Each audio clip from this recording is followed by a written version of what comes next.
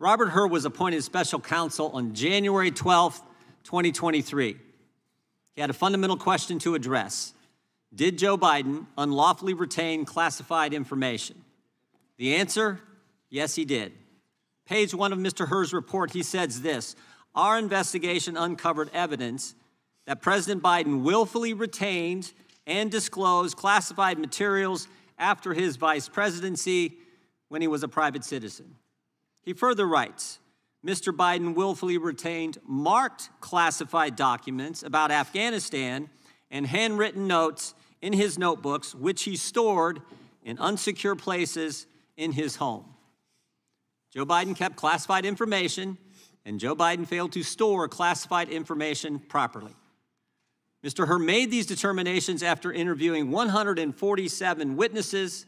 He examined 7 million documents, including emails, text messages, photographs, videos, toll records, and other materials from both classified and unclassified sources.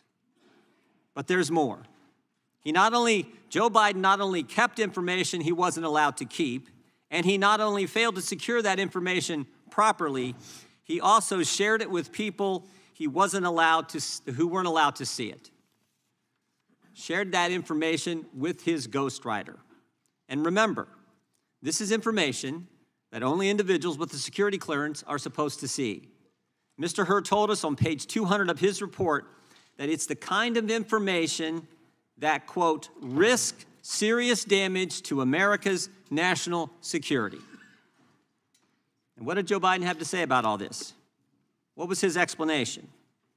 On page 94 of Mr. Hur's report, Joe Biden said he took his notebooks with him after his vice presidency because, quote, they're mine.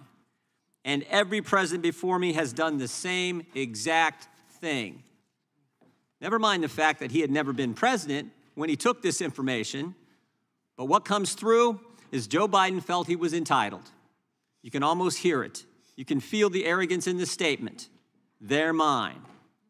But even with all that, Mr. Hur chose not to bring charges because, quote, Mr. Biden would likely present himself to a jury as he did in our interview of him, as a sympathetic, well-meaning, elderly man with a poor memory. A forgetful old man who Mr. Hur said did not remember when he was vice president, forgetting on the first day of the interview when his term ended, and forgetting on the second day of the interview when his term as vice president began. Mr. Hur produced a 345-page report, but in the end, it boils down to a few key facts. Joe Biden kept classified information. Joe Biden failed to properly secure classified information. And Joe Biden shared classified information with people he wasn't supposed to.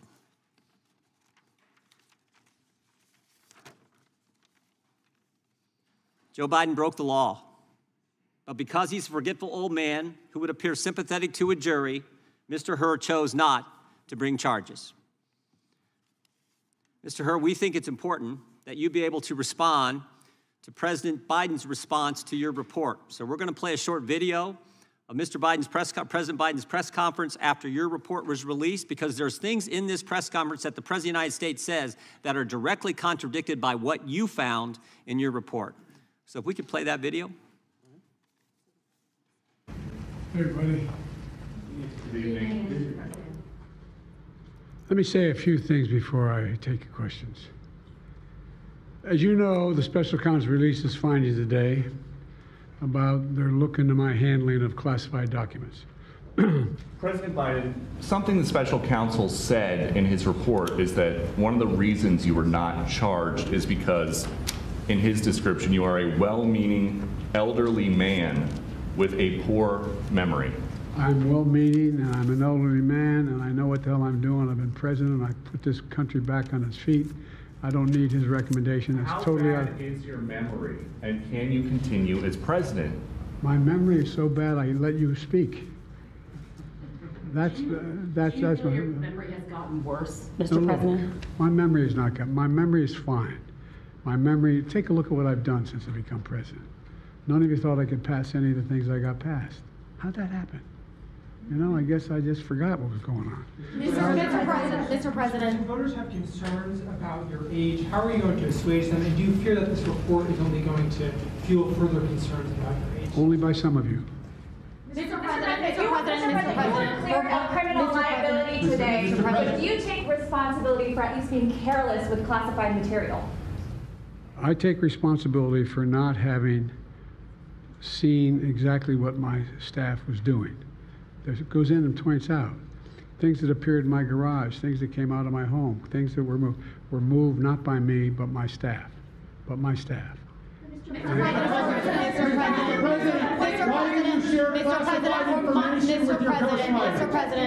Mr. President, for months when you were asked about your age, you would respond with the words, "Watch me." Many American people have been watching, and they have expressed concerns about your age. That is your judgment.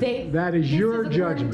That is not the judgment of the press. They express concerns about your mental acuity. They say that you are too old. Mr. President, in December, you told me that you believe there are many other Democrats who could defeat Donald Trump. So why does it have to be you now? What is your answer to that question? Because I'm the most qualified person in this country to be President of the United States and finish the job I started. Do you believe that? Why are you confusing the names of world leaders? Thank you, everyone. Thank you very much. I did not share classified information. I did not share it. With your ghostwriter. With my ghostwriter, I did not. Guarantee you did not. But the special counsel said in the no, report they that he did not say that. Okay. He did not say that. But Mr. President, Let me answer your question. The fact of the matter is, what I didn't want repeated, I didn't want him to know, and I didn't read it to him, was I had written a long memorandum to President Obama why we should not be in Afghanistan. And I was of multiple pages. And so what I was referring to, I said classified. I should have said it should be private because it was a contact between the president and the vice president as to what was going on. That's what he was referring to. It was not classified information in that document. That was not classified.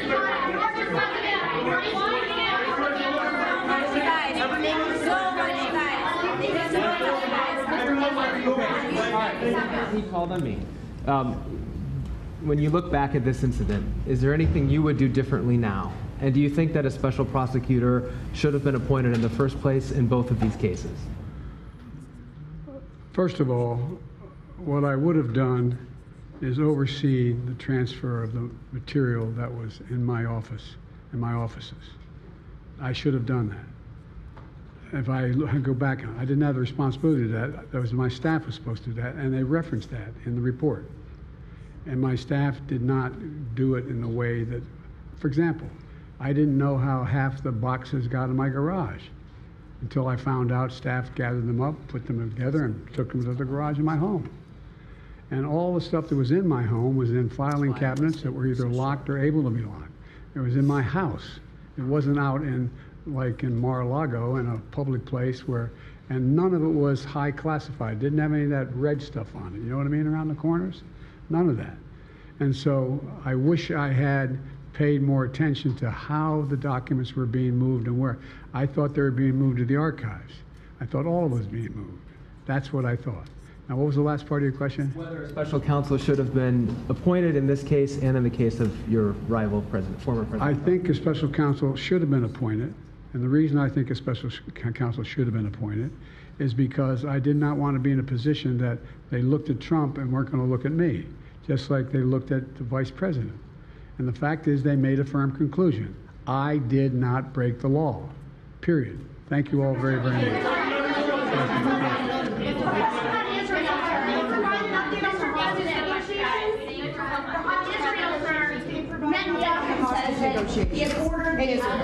The hostage negotiation, look.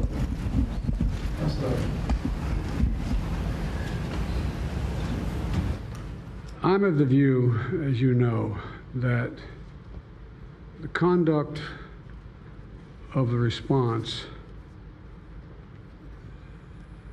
in the Gaza Strip has been over the top. I think that, as you know, initially the president of Mexico, Sisi, did not want to open up the gate to allow humanitarian material to get in. I talked to them. I convinced them to open the gate.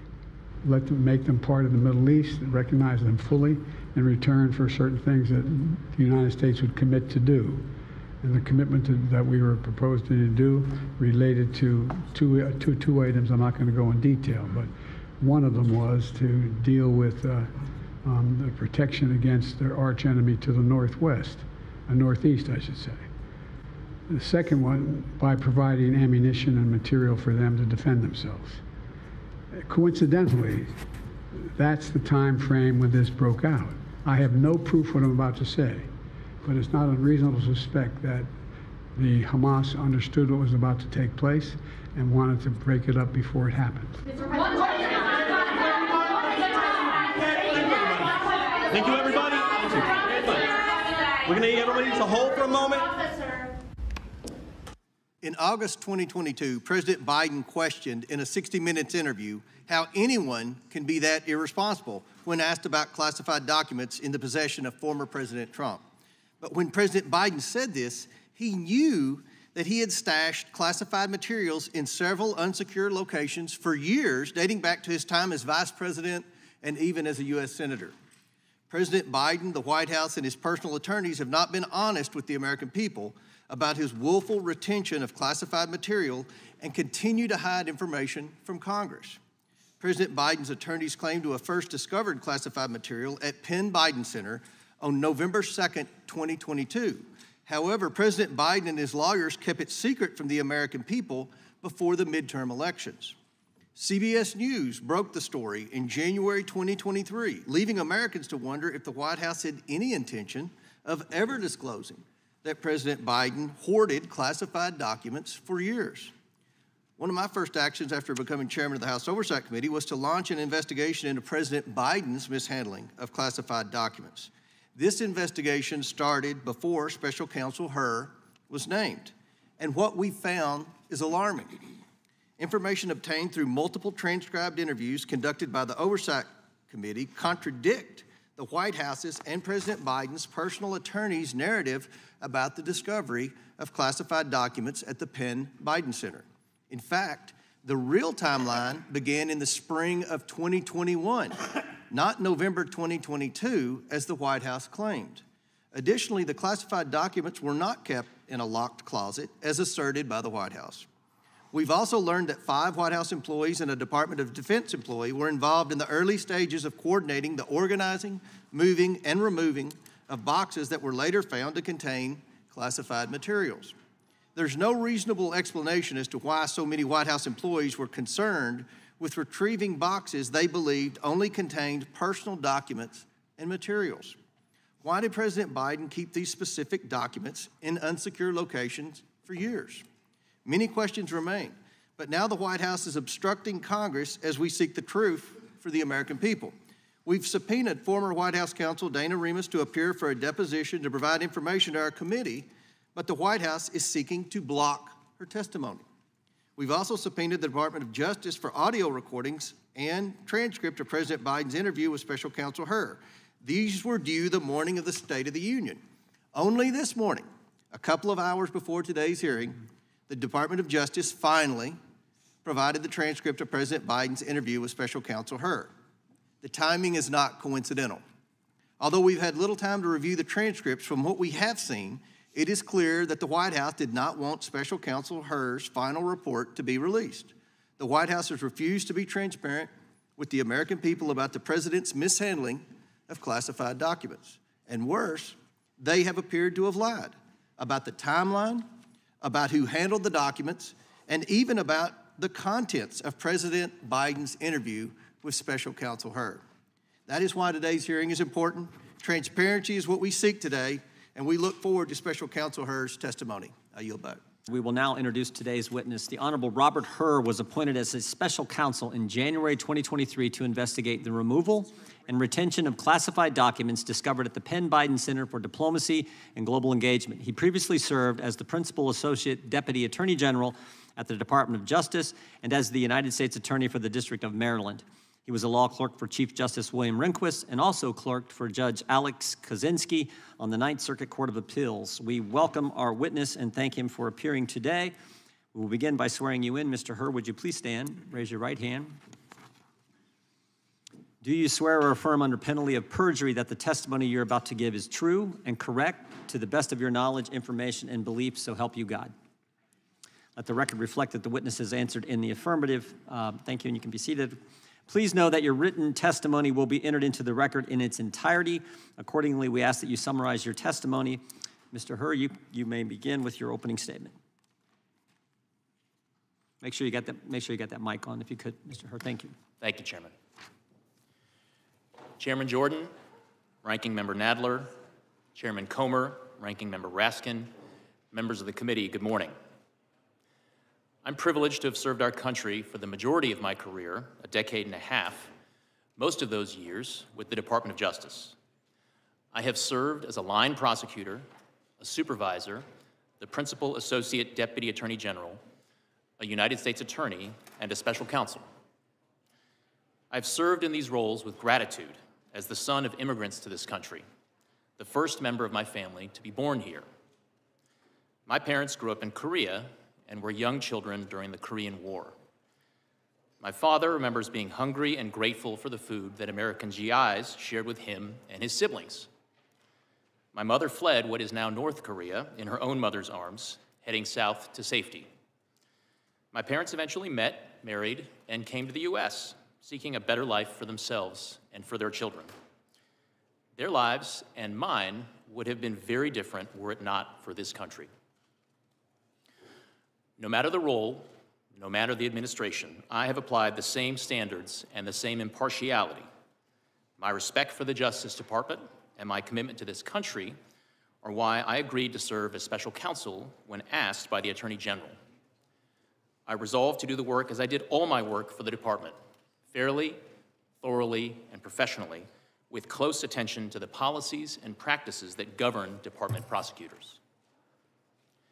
My team and I conducted a thorough, independent investigation. We identified evidence that the president willfully retained classified materials after the end of his vice presidency when he was a private citizen. This evidence included an audio-recorded conversation during which Mr. Biden told his ghostwriter that he had, quote, just found all the classified stuff downstairs, end quote. When Mr. Biden said this, he was a private citizen speaking to his ghostwriter in his private rental home in Virginia. We also identified other recorded conversations during which Mr. Biden read classified information aloud to his ghostwriter. We did not, however, identify evidence that rose to the level of proof beyond a reasonable doubt. Because the evidence fell short of that standard, I declined to recommend criminal charges against Mr. Biden.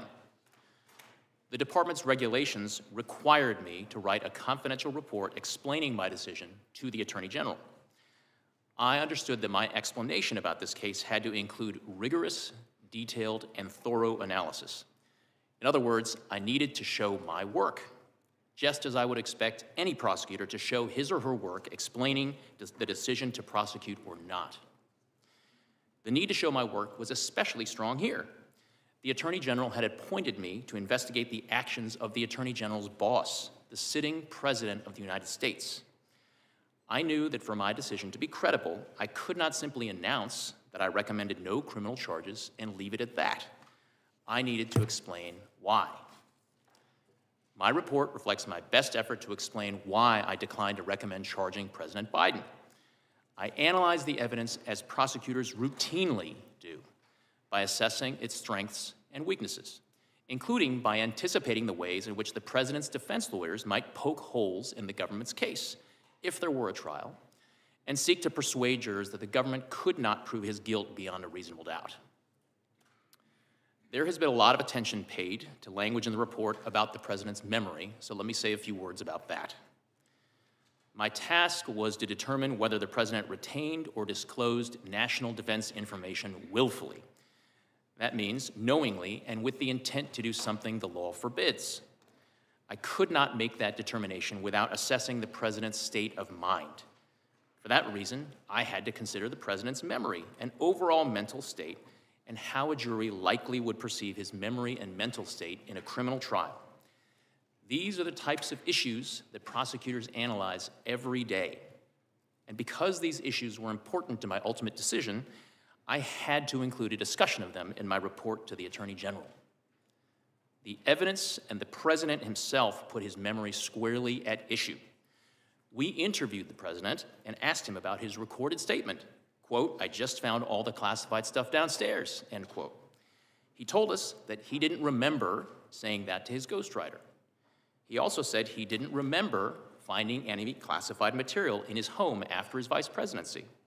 And he didn't remember anything about how classified documents about Afghanistan made their way into his garage. My assessment in the report about the relevance of the President's memory was necessary and accurate and fair. Most importantly, what I wrote is what I believe the evidence shows and what I expect jurors would perceive and believe. I did not sanitize my explanation, nor did I disparage the President unfairly. I explained to the Attorney General my decision and the reasons for it. That's what I was required to do. I took the same approach when I compared the evidence regarding President Biden to the department's allegations against former President Trump. There, too, I called it like I saw it. As a prosecutor, I had to consider relevant precedents and to explain why different facts justify different outcomes. That is what I did in my report. I'm confident the analysis set forth in chapters 11, 12, and 13 of my report provides a thorough evaluation and explanation of the evidence, and I encourage everyone to read it to inform their opinions of the report. Prosecutors rarely write public reports or testify about their investigations. That is the Justice Department's long-standing policy, and it protects important interests. My team and I prepared the report to the Attorney General with care, and the report stands as the primary source of information. My responses today will be limited to clarifying information for the committee. I will refrain from speculating or commenting on areas outside the scope of the investigation, nor will I discuss what investigative steps we did or did not take beyond what's in the report. In conclusion, I want to express my heartfelt thanks to the attorneys, agents, analysts, and professional staff who helped us do our work fairly, thoroughly, and independently. I am grateful and privileged to have served with them. I single out for particular thanks Deputy Special Counsel Mark Crickbaum, a former United States Attorney himself, who brought great wisdom, skill, and judgment to our task. Thank you. I welcome your questions. How could that possibly happen? How could anyone be that irresponsible? And I thought, what data was in there that could compromise sources, methods, and it's just totally irresponsible? That is President Biden's statement about Donald Trump and the classified documents. Now, Mr. Hur, classified documents were found at the Penn Biden Center? That's correct. They were found in President Biden's garage? In Wilmington, Delaware, yes. And in his basement den? Also in the same home, yes. And his main floor office? Correct. And his third floor den? Correct. At the University of Delaware? Correct. And at the Biden Institute? Correct. All right. And the elements of the crime for this, I mean, we get into all of this, but the elements of the crime are pretty simple, right? President Biden had unauthorized possession of a document, writing, or note. That's correct. Correct. And that the document, writing, or note related to national defense. Correct. And that the defendant, and we may talk about the willfully part here in a second, retained the document, writing, or note and failed to deliver it to an employee or officer entitled to receive it. Correct. There is a willfulness intent element, as you say. But those are the elements of the crime. Including the intent element, yes. And there are at least two different quotes, right, where he told his ghostwriter, and this is in your report, in a matter of fact, and this is February 16, 2017, that he had just found all this classified stuff downstairs. He did make that statement that was captured on an audio recording. And on April 10th, 2017, Biden read aloud a classified passage related to a 2015 meeting in the Situation Room. That is in the report, yes. And these are national security documents. Afghanistan, I mean, has been mentioned, a whole bunch of those things, right? Correct. And at one point in time, his personal attorneys and the DOJ attorneys argued about notes, taking all of the different things and compared it to Reagan. I'm sorry, could you repeat that, Congressman? President Biden's attorneys, personal attorneys, talked about the notes and why they didn't actually account for the Presidential Records Act. But you found that argument in your report. It seems a little persuasive, but you eventually said no, the executive order trumps, right? We did set forth an analysis of the governing law and ultimately concluded that the executive order 13526 does apply and did govern former Vice President Biden at the time. So you have audio recording from his ghostwriter where the president acknowledges that the information he has is classified and he's sharing with his ghostwriter. We have an audio recording capturing a statement from Mr. Biden saying to his ghostwriter in February of 2017, quote, "I just found all the classified stuff downstairs," end quote. And then again reciting passages from a meeting in the Situation Room. Yes. And those are in President Biden's own words. Correct. Right, so and the ghostwriter has no classified, he has no clearance, no classified clearance to anything, correct? That is our understanding, that Mr. Zwanitzer was not authorized to receive classified information. Okay, so the elements are possessed documents, the documents related to national defense, and willfully retained those documents, and in this case, shared them with somebody who was not allowed to receive them. There are different subsections of 18 U.S.C. 793. One subsection relates to the willful retention, and another relates to disclosure of national defense information. Well, I mean, the willful retention, we've got the Penn Biden Center, the garage, the basement den, the main floor office, the third floor den, the University of Delaware, and the Biden Institute. We have a 50-year career of a person who has not been very great at dealing with classified documents throughout, even prior to his time as vice president, when he was in the U.S. Senate, right? We do address each set of those documents in the report, Congressman. So the difference, but I think this is really important because the difference is it appears just from reading the report, he has, and we heard all about exonerated and all of those different things. It appears from the report he met every actual element of the crime. So I want to talk about the department principles on federal prosecution, because that actually has nothing to do with the underlying elements, correct? It's whether or not you can prove this at trial. Under the Department's Justice Manual and the principles of federal prosecution, a prosecutor has to assess the evidence and determine whether, in his or her judgment, the probable outcome will be a conviction at trial. So whether or not you meet the elements of the crime, which I think it's clear that he does, the second part of this is this, and that's where it gets into the sympathetic, well-meaning elderly man with a poor memory. You could have just said we don't prosecute sitting presidents, but you did not. And you enter this, but that doesn't have anything to do with the actual elements of the crime. That has to do with getting a conviction at trial, correct? Well, Congressman, part and parcel of a prosecutor's judgment as to whether or not a conviction is the probable outcome of trial is assessing how the evidence identified during the investigation lines up with the elements and what proof can be offered to a jury during a trial. Sure, but his well-meaning elderly old man has nothing to do with the underlying elements of the crime. Well, it certainly has something. Presentation to the jury. It certainly has something. Gentleman can respond. It certainly has something to do with the way that a jury is going to perceive and receive and consider and make conclusions based on evidence at trial, Congressman. Thank you. Mr. Hur, I first want to get this straight. Is it now okay if I take home top secret documents, store them in my garage, and read portions of them to friends or associates? Congressman, I wouldn't recommend it, but I don't want to entertain any hypotheticals at this point. Was it okay? I mean, I can do that now under this new doctrine? Again, Congressman, I wouldn't recommend that you do that, but well, you've essentially said so in your report, and certainly it would be exculpatory if I simply told you, hey, I'm getting old, I don't remember stuff the way I used to.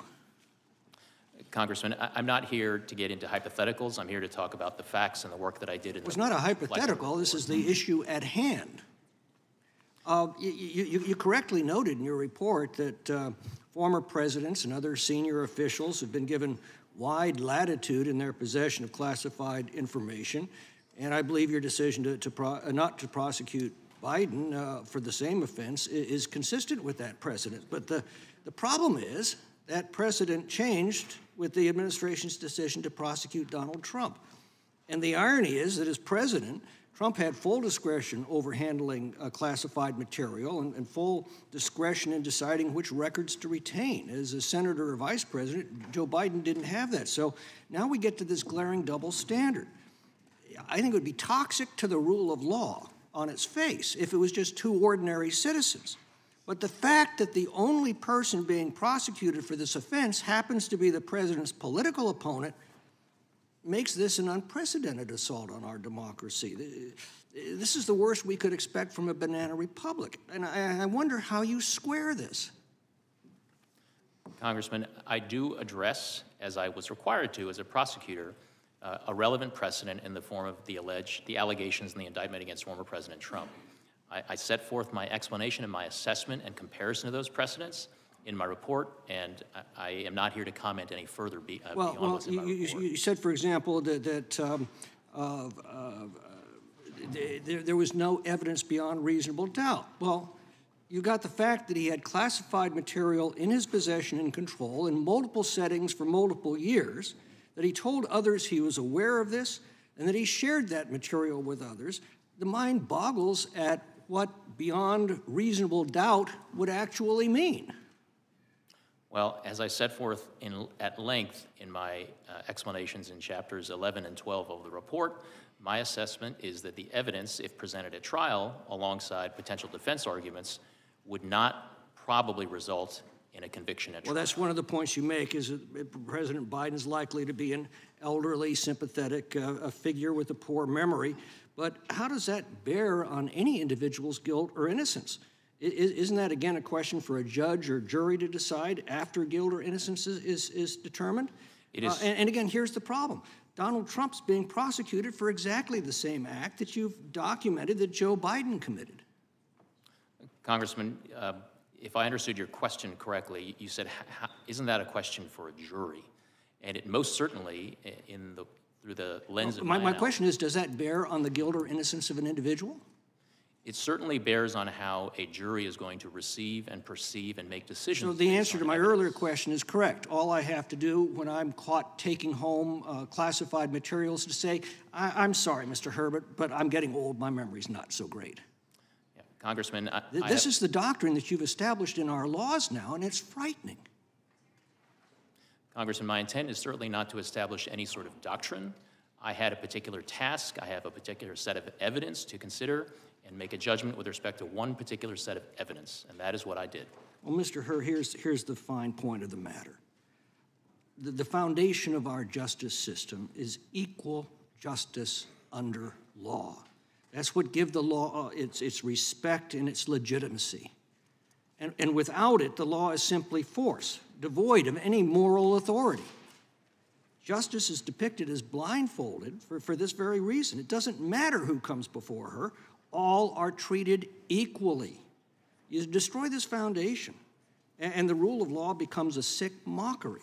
It becomes a weapon to wield against political rivals and a tool of despotism. And I am desperately afraid that this decision of the Department of Justice is now crossed a very bright line. And I yield back. Mr. Hur, why did he do it? Why did Joe Biden, in your words, willfully retain and disclose classified materials? I mean, he knew the law. Been in office like 50 years. 5 decades in the United States Senate, chairman of the Senate Foreign Relations Committee, 8 years as vice president. He got briefed every day as vice president. He's been in the Situation Room. In fact, you know he knew the rules because you said so on page 226. President Biden was deeply familiar with the measures taken to safeguard classified documents. And Joe Biden told us he knew the rules. Mr. Armstrong said this earlier. Joe Biden was deeply familiar with it. You're exactly right, because he told us when Jack Smith goes after President Trump, Joe Biden says, how could this happen? What data was in those documents that could compromise sources and methods? It's irresponsible. So Joe Biden knew the rules. You know he knew the rules. And Joe Biden told us he knew the rules. So, Mr. Hur, why did he break them? Congressman, the conclusion as to exactly why the president did what he did is not one that we explicitly address in the report. The report explains my decision to the Attorney General that no criminal charges were warranted in this manner. I think you did tell us. I think you told us, Mr. Hur. Page 231, you said this. President Biden had strong motivations. That's a key word. We're getting to motive now. President Biden had strong motivations to ignore the proper procedures for safeguarding the classified information in his notebooks. Why did he have strong motivations? Because, next word, because he decided months before leaving office to write a book. To write a book, that was his motive. He knew the rules, he broke them because he was writing a book. And you further say, and he began meeting with the ghostwriter while he was still vice president. There's the motive. Mr. Hur, how much did President Biden get paid for his book? Off the top of my head, I'm not sure if that information appears in the report. It sure does. There's a dollar amount in there. You remember? I don't, it may be $8 million if that's $8 million. Joe Biden had 8 million reasons to break the rules. Took classified information and shared it with the guy who was writing the book. That's why he did. He knew the rules, but he broke them for $8 million in a book advance. But you know what? It wasn't just the money. Joe Biden, here's this page 231, very next page. Joe Biden, in your report, Joe Biden viewed his notebooks as an irreplaceable, contemporaneous record of the most important moments of his vice presidency. He'd written this all down for the book, for the $8 million. And the next thing you say in your report is, quote, such a record would buttress his legacy as a world leader. You know what this is? It wasn't just the money. It wasn't just $8 million. It was also his ego. Pride and money is why he knowingly violated the rules. The oldest motives in the book, pride and money. You agree with that, Mr. Hur? You wrote it in your report. That language, and it does appear in the report, and we did identify evidence supporting those assessments. You also had another interesting statement in your report. You said Joe Biden, I want to make sure I get this right, viewed himself as a man of presidential timber. Remember that statement, Mr. Hur? I believe that does appear in the report, at least in the executive summary. I think this is interesting, because here's the scary part. Page 200. I said this earlier in my opening statement. Page 200, Joe Biden, this is a quote, Joe Biden risked serious damage to America's national security when he shared information with his ghostwriter. Shared it with his ghostwriter, the guy who was helping Joe Biden get $8 million. And oh, by the way, Mr. Hur, what did that ghostwriter do with the information Joe Biden shared with him on his laptop? What did he do after you were named special counsel? Chairman, if you're referring to the audio recordings that Mr. Zwanitzer created of his conversations with exactly Mr. Biden, what I'm referring to. He slid, if I remember correctly, he slid those files into his recycle bin on his computer. Tried to destroy the evidence, didn't he? Correct.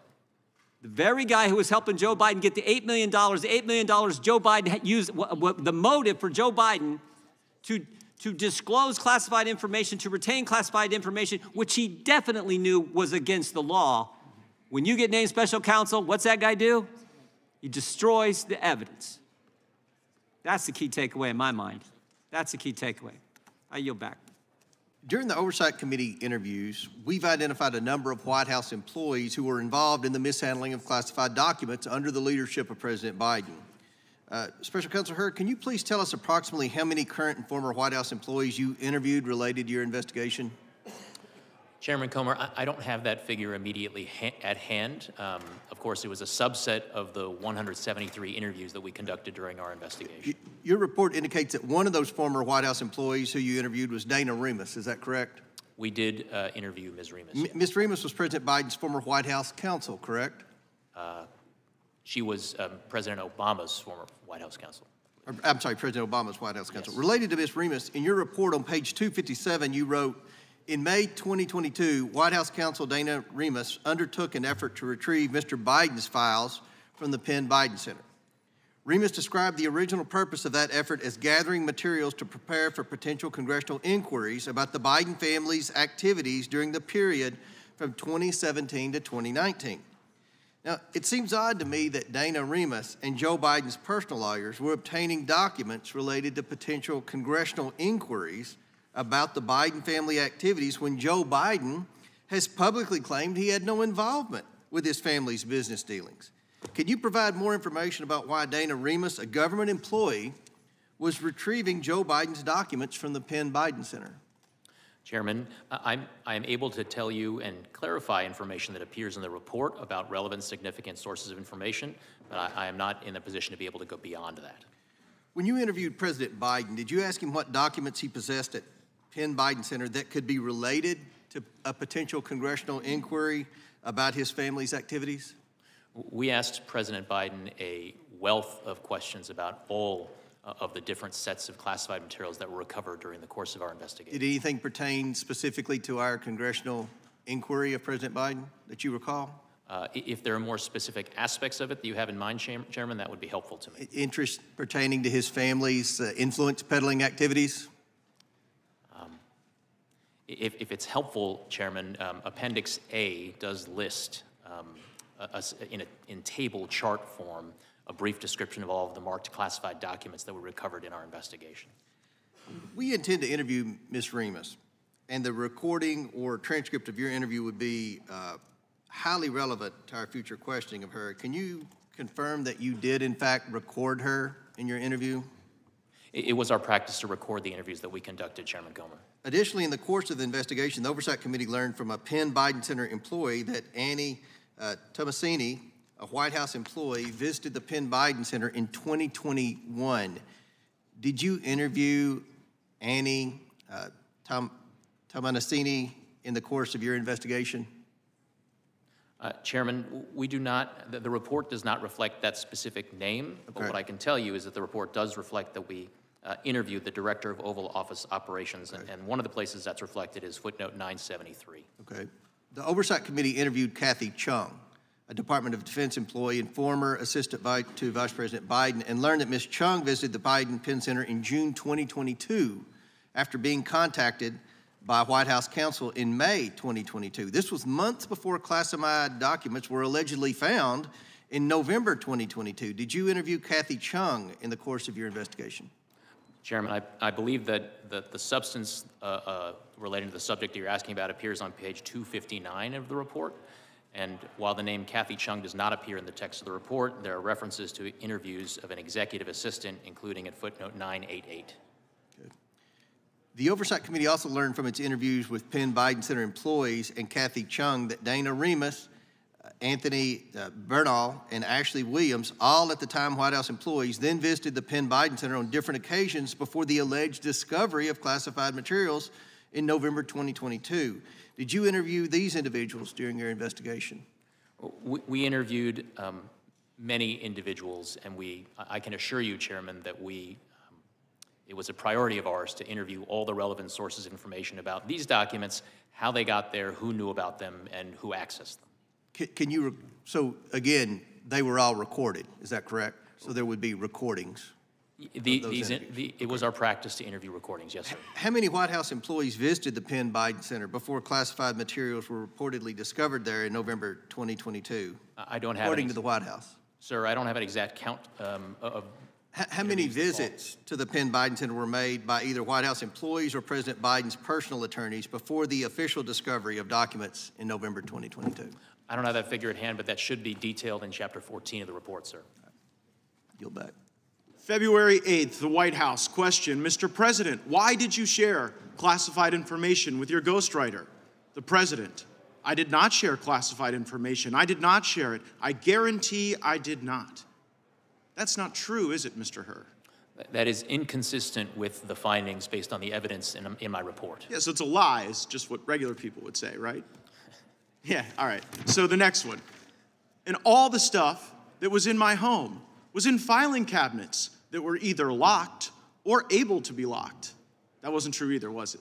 That was inconsistent with the findings of our investigation. Another lie, people might say, right? Because what you put in your report was among the places Mr. Biden's lawyers found classified documents in the garage was a damaged open box. So here's what I'm understanding, right? As Mr. Armstrong laid out, you find in your report that the elements of a federal criminal violation are met, but then you apply this senile cooperator theory, that because Joe Biden cooperated and the elevator doesn't go to the top floor, you don't think you get a conviction. And I actually think you get to the right answer in that. I don't think Biden should have been charged, don't think Trump should have been charged. But under the senile cooperator theory, isn't it frustrating that Biden continues to go out and lie about the basic facts of the report that lay out a federal criminal violation. Congressman, I need to disagree with at least one thing that you said, which is that I found that all of the elements were met. One of the elements of the relevant mishandling statute is the intent element, and what my report reflects is my judgment that based on the evidence, I would not be able to prove beyond a reasonable doubt to a jury that that intent element had been met. Right, but the reason you have that doubt is the senile cooperator theory, the fact that Joe Biden is so inept in responding that you can't prove the intent, which again, I don't quibble with that conclusion, but it's frustrating to be like, oh, well, this guy's not getting treated the same way as Trump because the elevator's not going to the top floor, so we can't prove intent, while at the same time Biden goes out there at the White House and says, well, you know, he just blatantly lies. And what I'm trying to figure out is whether or not Biden's lying because he's still so senile, he hasn't read your report, or whether it's a little craftier and a little more devious and perhaps a little more intentional than we might otherwise think. So I also want to go to this Biden Penn Center. Like, did it give concern to you that the Biden Penn Center, where all this classified stuff was being mishandled, was being floated by foreign governments? Congressman, we were concerned with getting to the bottom of all of the classified documents that were recovered during the course of our... Yeah, but what bothers me is that the money that was paying for the place where the documents were being inappropriately held, it was the Chinese and it was other foreign countries. Did that play into your analysis? Did you look into the $1 billion in foreign funding sources at the Biden Center at UPenn, for example? Congressman, we conducted a thorough, impartial, and fair investigation, and we were very, very concerned with getting to the bottom of all the relevant questions relating to the recovered documents. Did you look into the fact that the Chinese were floating the place where this guy was keeping the documents unsecure? Yes or no? Congressman, to the extent that we identified evidence that was relevant and significant to our investigation, we put it in our report. Okay, well, it seemed relevant to me, maybe not to you. Another thing that seemed relevant to me is this ghostwriter, right? So the ghostwriter purposefully deletes this evidence that seems to be like show culpability of Biden's crimes, and you don't charge him. Why did you not charge the ghostwriter with obstructing justice and deleting evidence?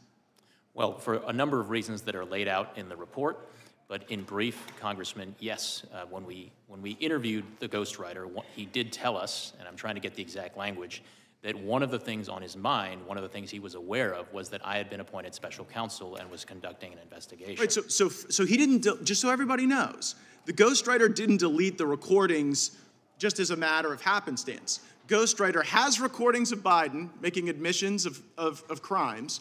He then learns that you've been appointed. He then deletes the information that is the evidence, and you don't charge him.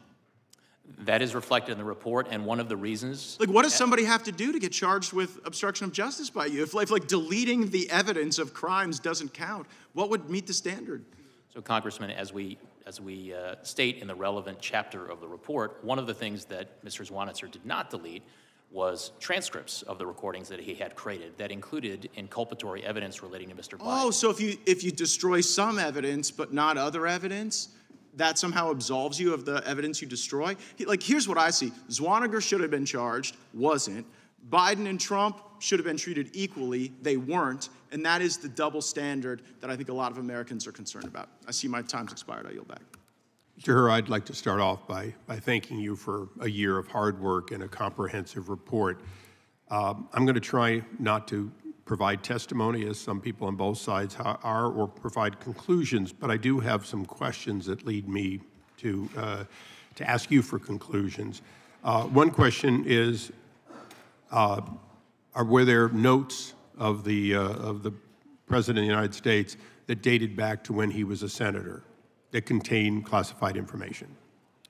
Among the documents that were recovered during our investigation were marked classified documents that dated back to when Mr. Biden was a senator. When he was in his 30s, 40s, 50s? I believe that's correct. And were there documents from the time that he was vice president? Yes. Okay. So there's been a lot to do about, you know, senility, non-senility, poor memory, and so on. But let's just go through something that you deal with as a prosecutor every day. You first start off with a set of initial evidence that indicates there may have been a crime. Is that right? By the time it gets to you, usually you have some evidence that there may have been a crime. I think that is fair, yes. Okay, and in this case, at some point during this investigation where the elements of the crime, including willfulness, were put before you and you reached a personal conclusion that either there was likely guilt or not. Is that correct? Not provable, not in front of a jury, just personal, because you have to make that decision as part of the case, correct? Correct, and I would say I approach the task as I have been trained to as a prosecutor, which is on an iterative basis. The investigation is always uncovering new evidence that you incorporate. Right, so both before, during, and at the end, did you reach a conclusion, notwithstanding his current mental state of being an elderly man with a poor memory and so on, that he did in fact deliberately take documents and held them from back when he was a senator, and we're talking about your personal, not that you could prove it, but personally, did you see a pattern that goes all the way back to him being a senator of taking documents, making notes, and taking them and holding them personally? Congressman, I viewed my task as a prosecutor in this matter to determine what I believed the evidence. No, I appreciate that, and I'm not trying to take away from your conclusion. Some others are debating the conclusion. I'm not debating the conclusion. I just want to go through one element that I think is important. Look, you've prosecuted people in the past and failed to get a conviction. Is that correct? Correct. Okay, you're not a 1,000 perfect batting average. Okay. I can't say that. Yeah. So you went into cases thinking that you would succeed and you didn't. One might say you probably declined to prosecute ones that you might have either gotten a conviction or gotten a plea on. Would you say that's fair to say over your long career? I think that's fair because I take the rules as set forth in the Justice Manual seriously. However, I'm going to presume that you would never prosecute someone you thought was outright innocent. Correct. In this case, did you reach a conclusion that this man was outright innocent? That conclusion is not reflected in my report, sir. Right. So you did not reach that conclusion, or it would have been in your report. I viewed my task of explaining my decision to the Attorney General as being based on my judgment and my assessment of the evidence. Would a conviction at trial be the probable outcome? And that's and I just want to make sure the record is complete in that, because I think it's extremely important. You did not reach an idea that he had committed no wrong. You reached a conclusion that you would not prevail at trial and therefore did not take it forward. Is that correct? Correct, Congressman. Okay. I just want to go through one or two little, these are housekeeping almost. The documents that the president, then vice president, took, which included his own notes, to your knowledge, aren't those covered by the Freedom of Information Act? Potentially. I honestly do not know, Congressman. Aren't they covered by the Presidential Records Act, as every note and every text of the president, the vice president, and members of the cabinet are covered? I think different folks would have different views on whether they're covered by the PRA, Congressman. But isn't it true that he left office leaving no copies of that behind, and that alone was inconsistent with an open and transparent individual, correct? I'm not aware of copies of those materials being left behind, Congressman. Okay, I want to thank you, and Mr. Chairman, I want to thank you for the extra few seconds. I yield back. Mr. Hur, thank you for being here. You know, I think for the folks that may be watching this at home, they might be a little bit confused, and I'm trying to organize this in my mind as well. The way the president is portrayed in your report and just how we feel about him. Was he a well-meaning, forgetful man, as you said? Or was he a man that was focused on history? Was he a man that maintained and retained these top secret documents that should have been not in his home? And was he a man that wanted to prove he was worthy to be president and that his vision of Afghanistan was better than even President Barack Obama's, and that his focus on history was most important to him? Do you know which it is?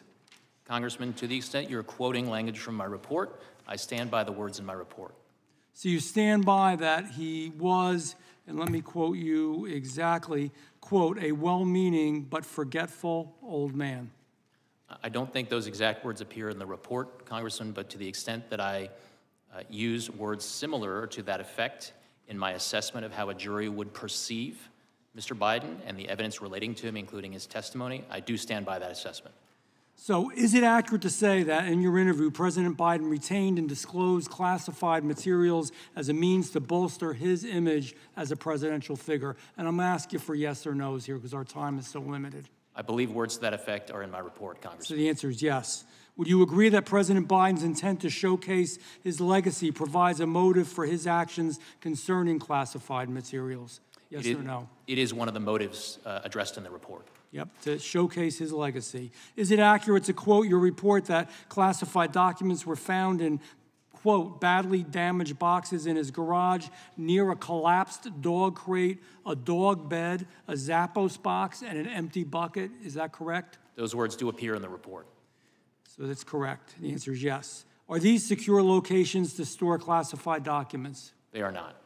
Okay, so we got a former vice president who is established to have willfully, purposefully retained classified documents in order to highlight his political stature and show his stature as a presidential figure. We have a former vice president who stored classified documents in very unsecured places. We have a former vice president who will not suffer any consequences for all of these actions, all because we say, well, he's a well-meaning, forgetful old man. You know, if you were kind of a well-meaning, forgetful old man that was driving a car and you forgot what you were doing a little bit and you hit somebody and killed them, I believe you'd be responsible. The law must apply, you know this, to everyone. The standard behind the decision not to prosecute Joe Biden, especially in light of Special Counsel Jack Smith's decision to prosecute President Trump for similar conduct, gives the real appearance of two standards. Just again, it's so much part of this Department of Justice. Justice for thee, but not for me. Special Counsel Hur, has any former president or vice president besides President Trump ever been criminally charged for knowingly retaining classified information after they left office? Yes or no? No. Would you concur that Special Counsel Smith's decision to charge a former president for retaining and disclosing classified information was an extraordinary, unusual, and unprecedented decision? I will not comment on that matter. Well, I'm going to comment. The answer is yes. Special Counsel Hur, these two reports are the culmination, in my mind, of the Department of Justice's two standards, and an example, again, of the Justice Department being weaponized against conservatives. You know, there's another piece to this, too. While I have just a few seconds. We know that when his ghostwriter was speaking to him, he also did recordings. And when he did those recordings, it was clear. In fact, I'll try to quote this here. It was a month in 2017, a month after Biden left as VP. He was aware of top secret classified materials that were, quote, downstairs. Is that true? That is reflected in an audio recording, yes. It's reflected in an audio record, you know. So sometimes he may be sleepy, sometimes he may be forgetful, sometimes he may be cognitively impaired. There's no doubt about that. But man, when it came to his personal legacy, the way he wanted to be remembered, to be sure that he was a big deal, in plain English, in the future, he was willingly and knowingly breaking the law. And it's unfortunate that we have a Department of Justice that will treat one person one way and somebody else a different way. It's a sad day for America. Thank you, Mr. Hur. I yield back. Thank you, Mr. Chairman. Thank you, Mr. Hur, for being here. Thank you for your report. I've read it. And I think where you and I might have disagreements, there may be matters of opinion and not necessarily the facts as you've reported them. So I want to go over the elements of the offense that seem to have at least struck my craw is the where you put in here twice that the jury would not likely to find intentionality on the part of disclosure in particular. So I want to talk about that for a second. So if it's not willful, we might say an accident, something negligent, careless, that would not necessarily rise to willful or intentional or or purposeful, right? Those are different standards of intent under the law. Yes, sir.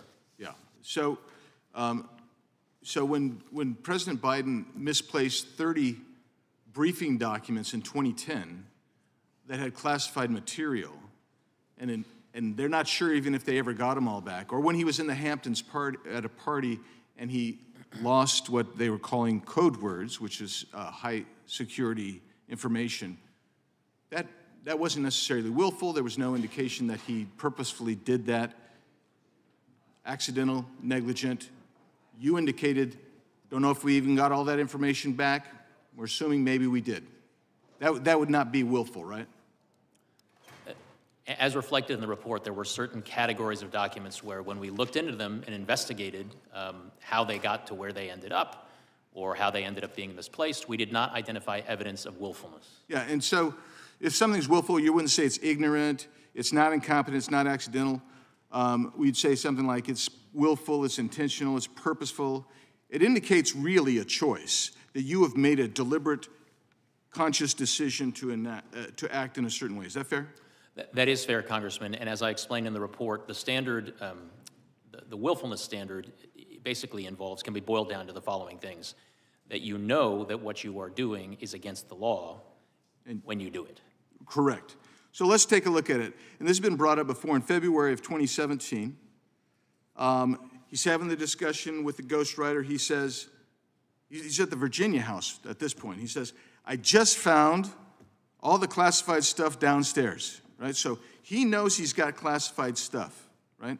2 months later, in April, he's at a different location, is my understanding. I think he's now up in Delaware. And as you look at let's look at 105, 106 here. He says, Biden reads from a different notebook entry. He reads aloud from notes summarizing a range of issues. We're talking about U.S. military views expressed there by the intelligence community, the DNI, CIA director. And while he's reading those notes, he says, I can't read my own writing. Do you have any idea what the heck I'm saying here? He asked the ghostwriter. The ghostwriter says, well, something, blah, blah, blah. And Biden says this: some of this may be classified, so be careful. Some of this may be classified, so be careful. Now, my immediate response was, okay, so he knows he's got classified docs. He's looking at this. He can't read it. He's giving this to somebody he knows has no security clearance. So he says, hey, read this, but be careful. It might be classified. The next thing, and the guy says, okay.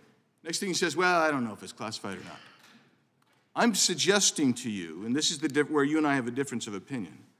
When you say something like, hey, look, this may be classified, be careful. That warning to be careful because it may be classified, that indicates guilty knowledge. That indicates he might know something more than he otherwise would have. And it indicates, then they go on and they read it. As you point out here, he reads classified information. And it's still classified today. That's on page 106. So when you look at this, it's hard for me to say, well, he was ignorant, he was incompetent, he was accidental. No. He had guilty knowledge. He knew and told the guy that he's going to expose that classified material to, hey, be careful. Be careful. It may be classified. That indicates something a little bit more than mere knowledge. It indicates that he has some intent there. Because the next thing he should have said is, hey, I don't know if it's classified, but we're going to skip over this until that's resolved. He didn't do that. What he said is, read it anyway. Yield back. Thank you, Mr. Chairman. Mr. Hur, I'm way down here at the end of the dais. I think today the Justice Department released the transcripts of the interviews with President Biden. Are you aware of that? I understand that to be true, yes. Did you have any involvement in the decision or the timing of the release of the transcripts? No, Congressman. Did you make any recommendation about the release of the transcripts or being done or not? I did not. That was above my pay grade. Yeah, I don't know why they've been released so close to this hearing, but it sort of, it impacts our ability to evaluate your report and ask you questions about it. So, But there's one point, just as an illustration, on 221 of your report, you're describing, I think, it's the Afghan pack or something like that, about in 2009, I think, is the information came from. And you say, as one reason not to prosecute, Mr. Biden says, in addition, Mr. Biden told us in his interview that he does not recognize the marking confidential as a classification marking.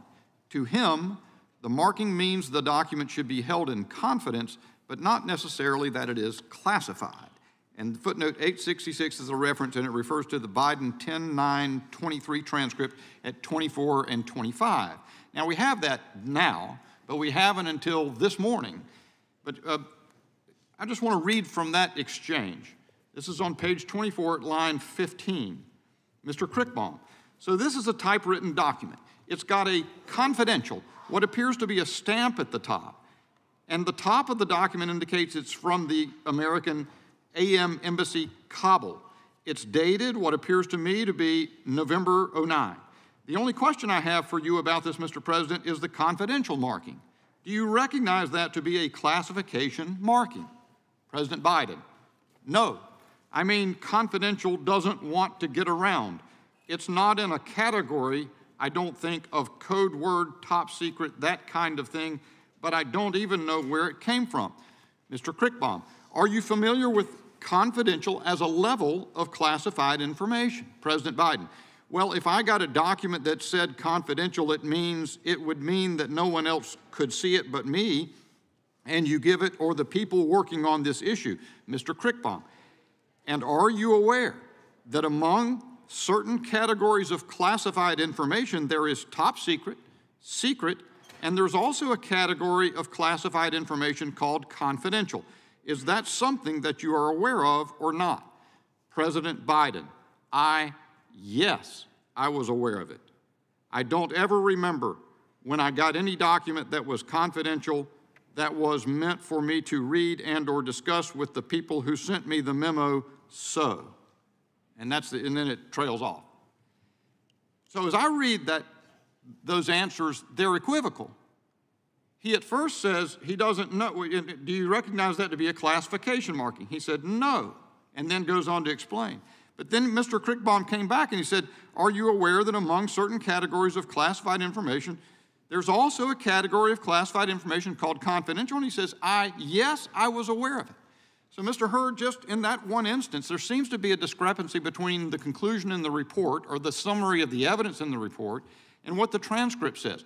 Can you offer any guidance to this committee why you would put that summary in your report as opposed to saying that he gave inconsistent answers, or in fact, why didn't you nail down in the transcript which was the right answer? He's given answers that says no, and then he says yes. Why didn't you pursue it until you knew? Congressman, the report reflects our best efforts to summarize and characterize the evidence in the investigation, including the investigation received from the president himself during our interview of him. But as you point out, the transcripts of the president's interview over 2 days are now available to the committee for their inspection, and the members are able to draw their own conclusions based on the transcripts that are now available to them. Well, and I appreciate your answer. And I certainly think things, you can come up with some details that someone can disagree on, and it has the quality, I know, of some cherry picking because I've just found something, but we've only had a little bit of time to look. I don't think it serves this process well for the Justice Department to dump these transcripts into the public right now. If they were going to be released, they should have been released at a proper time. And I think I'll leave it at that, Mr. Chairman. I'll yield back. The gentleman yield? The gentleman yield? I will yield to the chairman. Just real quick, Mr. Hur, someone earlier said, said something about changing the facts. You said, I'm not going to change the facts, but let's keep the facts the same, but change the subject. If you had the same facts and the individual that you were investigating was 65 and had a good memory, do you reach the same conclusion? Congressman, as I responded earlier to a question along these lines, I am not here to entertain hypotheticals about facts or circumstances that may be different. What I did was assess the evidence and the facts that I obtained in this investigation and make a judgment based on this set of evidence. I just thank you, Special Counsel, for being here in these challenging times. And I want to tell you a few things that is interesting for me.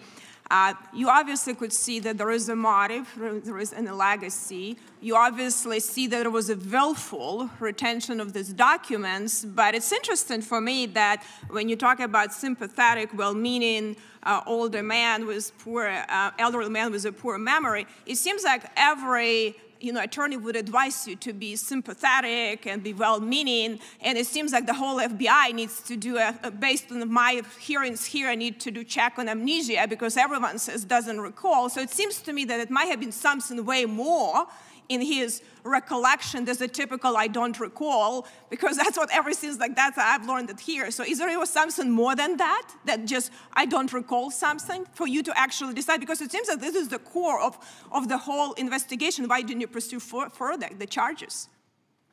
Congresswoman, my judgment as to how a jury would likely perceive and receive and consider evidence relating to all the evidence that would be put in by both the government and the defense at trial, it was based on a number of different sources, from documents, including various recordings, some of them from the 2016-2017 timeframe, some from our interview with the president in October of 2023. I think what you're asking about specifically is how the president presented himself during his interview in October of last year. And of course, I did take into account not just the words from the cold record of the transcript, but the entire manner in living color, in real time, of how the president presented himself during his interview. Hopefully he didn't outsmart you and all of us. But before I yield, I just wanted to actually just comment on something, Mr. Raskin mentioned about, us not remembering communists. I actually grew up under communists, and I have a very good recollection what it is. And unfortunately, Terrence on the rise, on the march, which he said, unfortunately, they've been emboldened by, President Obama, now by President Biden too. And unfortunately, our government and Department of Justice is really now resembles, a tyrannical government. It's sad for me to see that, but I'm going, and with a really double standard what we have there, but I'm going to yield to Chairman Jordan the rest of my time. Thank the gentlelady for yielding. Mr. Hur, during your one-year investigation, did you have communications with the White House and the White House counsel in particular? Yes. I think you had, I got 5 letters that they, and they communicated with you regarding your investigation. Is that accurate? We received a number of letters from White House counsel's office, and as well as the president's personal counsel. Right, they're either special counsel or personal counsel, I see, who signed the letters. And did the White House get the report before the report was made public? We did provide a draft of the report to the White House counsel's office and members of the president's personal counsel team for their review. No, I understand. And did the White House then, once they got the report before it went public, did the White House try to weigh in with your investigation on elements of that report and, frankly, get the report changed? They did request certain edits and changes to the draft report. Yeah, I see that in the February 5th letter. Did they only correspond with you? I'm sorry, Congressman, are you asking if they corresponded with anyone else on my team? Once you gave the report to the White House, yes, they sought changes. I have one letter here that's addressed to you on February 5th. And they said, we're pleased that after more of a year of investigating, you've determined, they respond to the report. And then they disagree with your, they asked for you to change some of the things you had in your report, namely the fact that the president's memory was not very good. You remember that? Yes, sir. Okay, but I also have 2 other letters. One on February 7th to Merrick Garland, where they raised the same concern, and then on February 12th, where they go to the DAG, Bradley Weinsheimer. You familiar with those? I am familiar with those letters. Bradley Weinsheimer is an assistant or associate deputy attorney general. Right, associate DAG, the ADAG, right? Yes. And Merrick Garland, of course, is the attorney general. So yes, you're familiar with the fact that they went over your head? They were certainly entitled to write whatever letters they wished to Mr. Weinsheimer and to the attorney general. I just find that interesting. The White House they're communicating with you throughout this one-year investigation, and then the White House says, "Oh, we're going to go to the principal's office, and we're going to talk about Mr. Hur's report." Do you find that interesting? As I said, they were free to correspond with whomever in the federal government they wished to correspond with. I did engage in numerous communications with them during the course of the investigation, and as is reflected in the special counsel regulations, the Attorney General did provide oversight of my investigation. Understand. I thank the gentlelady for yielding and yield back. Yeah, I just want to go do a little repetition, Mr. Hur, in regards to the chairman's questions from a few minutes ago. So is it correct on that February 5th letter that was sent to you asking you to change references to the president's poor memory?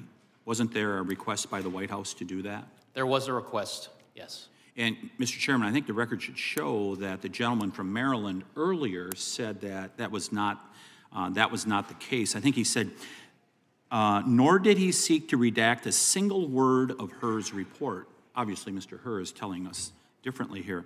And didn't the White House then go to the Attorney General himself and say that he would like to see changes to the references in regards to the president's memory?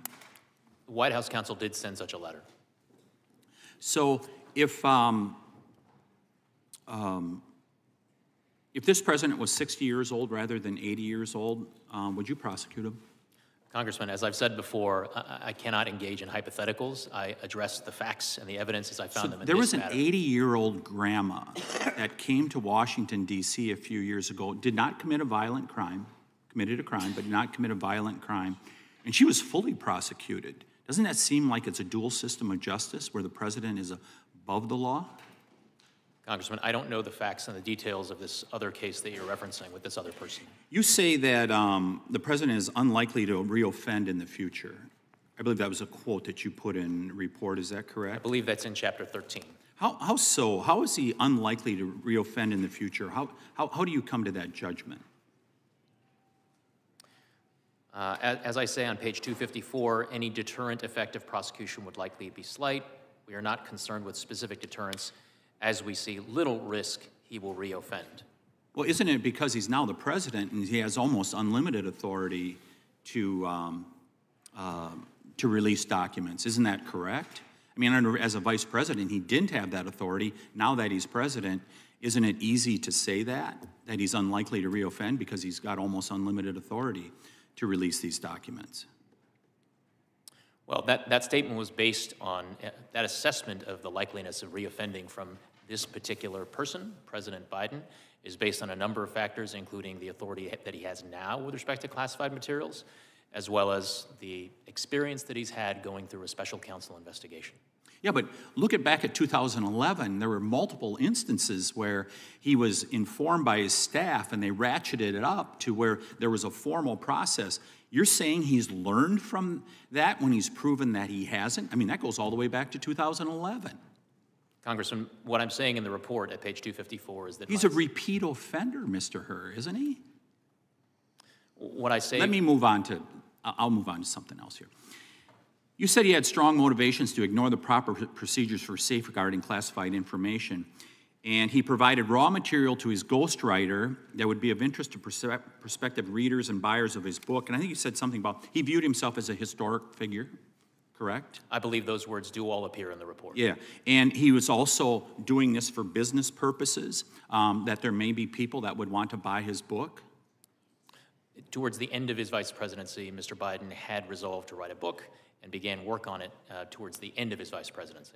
You know, I think, Mr. Chairman, this is really consistent with the Biden family when you look at them in trying to enrich themselves. I mean, you're familiar with the work that the Oversight Committee has done over the last year, right? I have read some reports of it. I mean, 20 phone calls that were made to his son that he denied in 2019, 20 shell companies that were created, over $20 million. I mean, doesn't it appear there's a pattern here that where I come from, they almost call it money grubbing? Congressman, what I'm here to testify about today is the work that I conducted in this investigation and in this report. So I want to thank you for the work that you did as far as you could, but unfortunately, you are part of the Praetorian Guard that guards the swamp out here in Washington, D.C., protecting the elites. And Joe Biden is part of that company of the elites. And you see it in the things that the Department of Justice has not acted on, Mr. Chairman. I mean, you look at the president's son, who does not have to answer for lying on his Form 4473 in regards to throwing away a weapon. You see it where the Department of Justice fends off the IRS when the whistleblowers come with this information. And now we see it once again, where a president believes he is above the law, and there is no doubt that this president does believe he's above the law. I yield back, Mr. Chairman. Attorney Hur, Webster's dictionary defines senile as exhibiting a decline of cognitive ability, such as memory associated with old age. Mr. Hur, based on your report, did you find that the president was senile? I did not. That conclusion does not appear in my report, Congressman. You felt, though, that the president's memory or lack thereof was a critical reason to decline prosecution. The reason I'm asking this is whether you believe the president would be fit to stand trial, or do you think his lawyers would argue his incompetence to stand trial due to his state of mind? Also, you know, was he in a place to actually be questioned? Congressman, my report, to the extent that it addresses the president's memory gaps that we identified in the evidence that we obtained during our investigation, they are addressed in the context of determining how the jury would perceive, receive, and consider evidence relating to whether or not the president had willful intent when it came to retaining or disclosing national defense information. Very good. I'd like to focus my questioning on Chapter 14 of your report. The classified documents found at the Penn Biden Center. You state in your report that the documents found at the Penn Biden Center were the most highly classified, sensitive, and compartmentalized materials recovered during your investigation. Is that correct? That is correct. Many of the documents came from Mr. Biden's West Wing office. That's also correct, isn't it? I believe that is reflected in the report. Did you ask if he had packed the boxes himself? I believe that was one of the questions that we asked, and that is reflected in the transcript now available to the committee. I think it's important. How would you characterize the packing of these boxes? Was it slow and meticulous, or were they packed in haste without much scrutiny at all? I don't recall off the top of my head exactly how he characterized it, but I think the gist of the evidence is that the manner in which files were packed up and moved out at the end of the Obama administration was in something of a rushed manner. Very good. According to your report, the boxes were moved between multiple offices, between Mr. Biden departing his West Wing office in January of 17 and his arrival at the Penn Biden Center's permanent offices in October of 17. Were any of these offices authorized to store classified information? No. When the boxes finally arrived at the Penn Biden Center's permanent offices, how were they stored? I believe when the materials were recovered, some of them were stored in a storage closet, and I believe others of them were in file cabinet drawers. So what's your assessment? I would refer you to the report. What's your assessment on security and access control measures at the Penn Biden Center?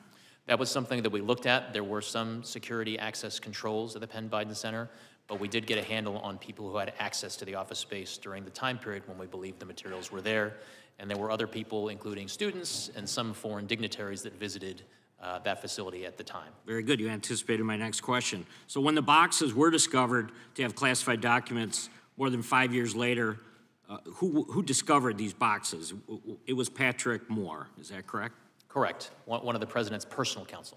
And did Mr. Moore have some type of active security clearance at the time? No. How about the executive assistant at the Penn Biden Center? No. On page 265 of your report... I'm sorry, Congressman, I may have misspoken there. I am not certain whether or not that executive assistant had an active security clearance at the time. Very good. On page 265 of your report, you stated, when interviewed by FBI agents, Moore believed the small closet was initially locked and that the Penn Biden Center staff member provided a key to unlock it, but his memory was fuzzy on that point. But an interview with Mr. Biden's executive assistant seemed to contradict his statement. Do you remember this exchange, and did in fact it contradict each other?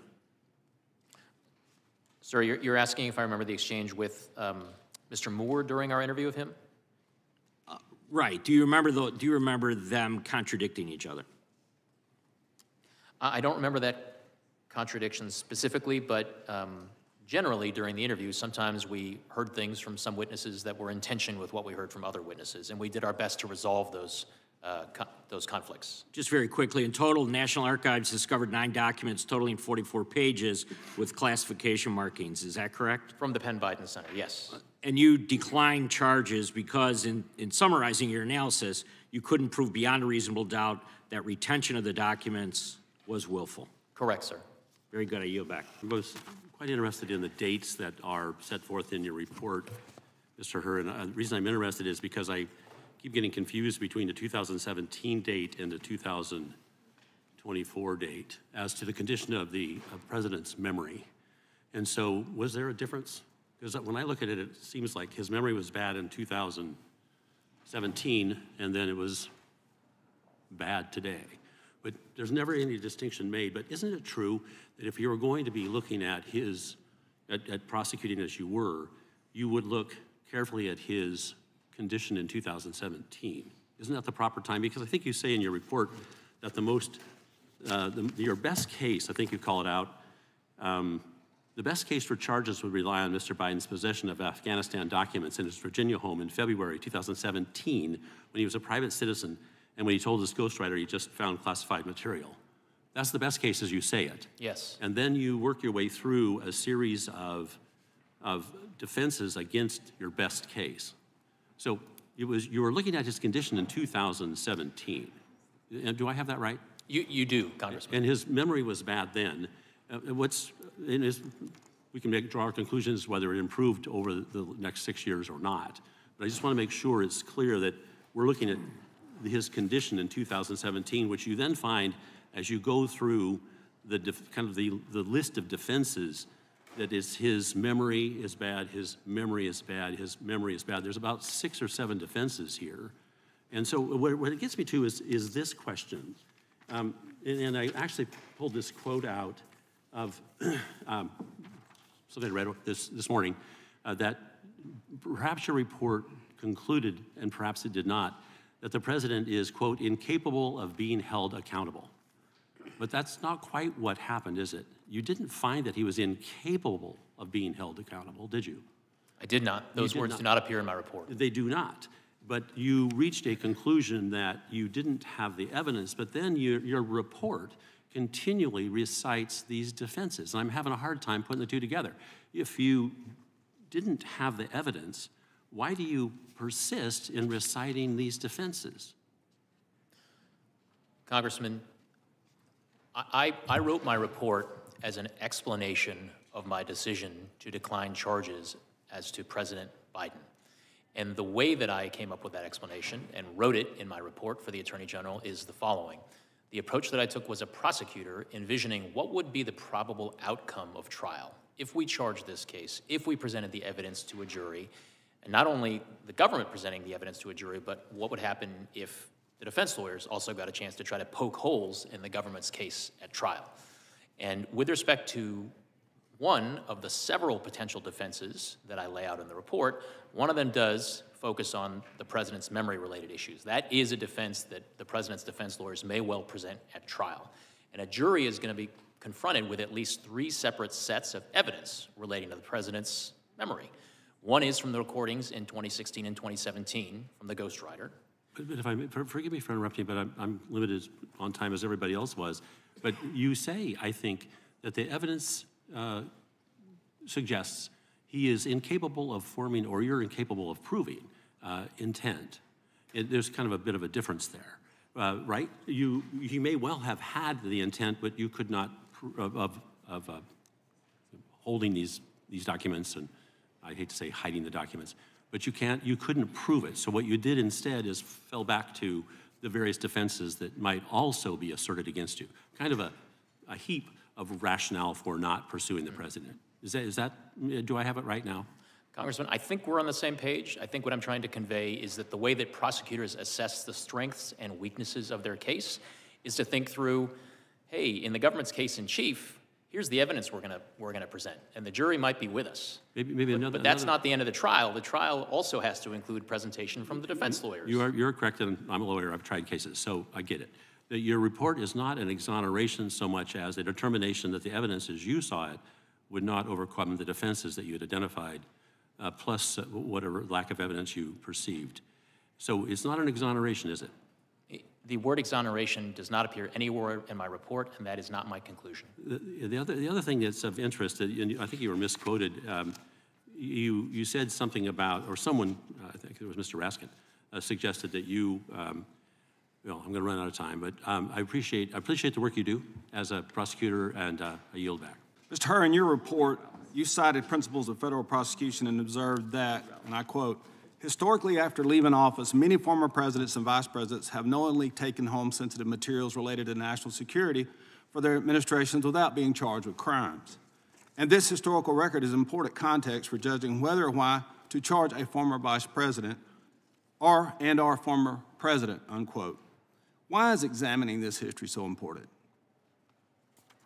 Congressman, one of the reasons that it was important was because it would bear on how a jury would perceive,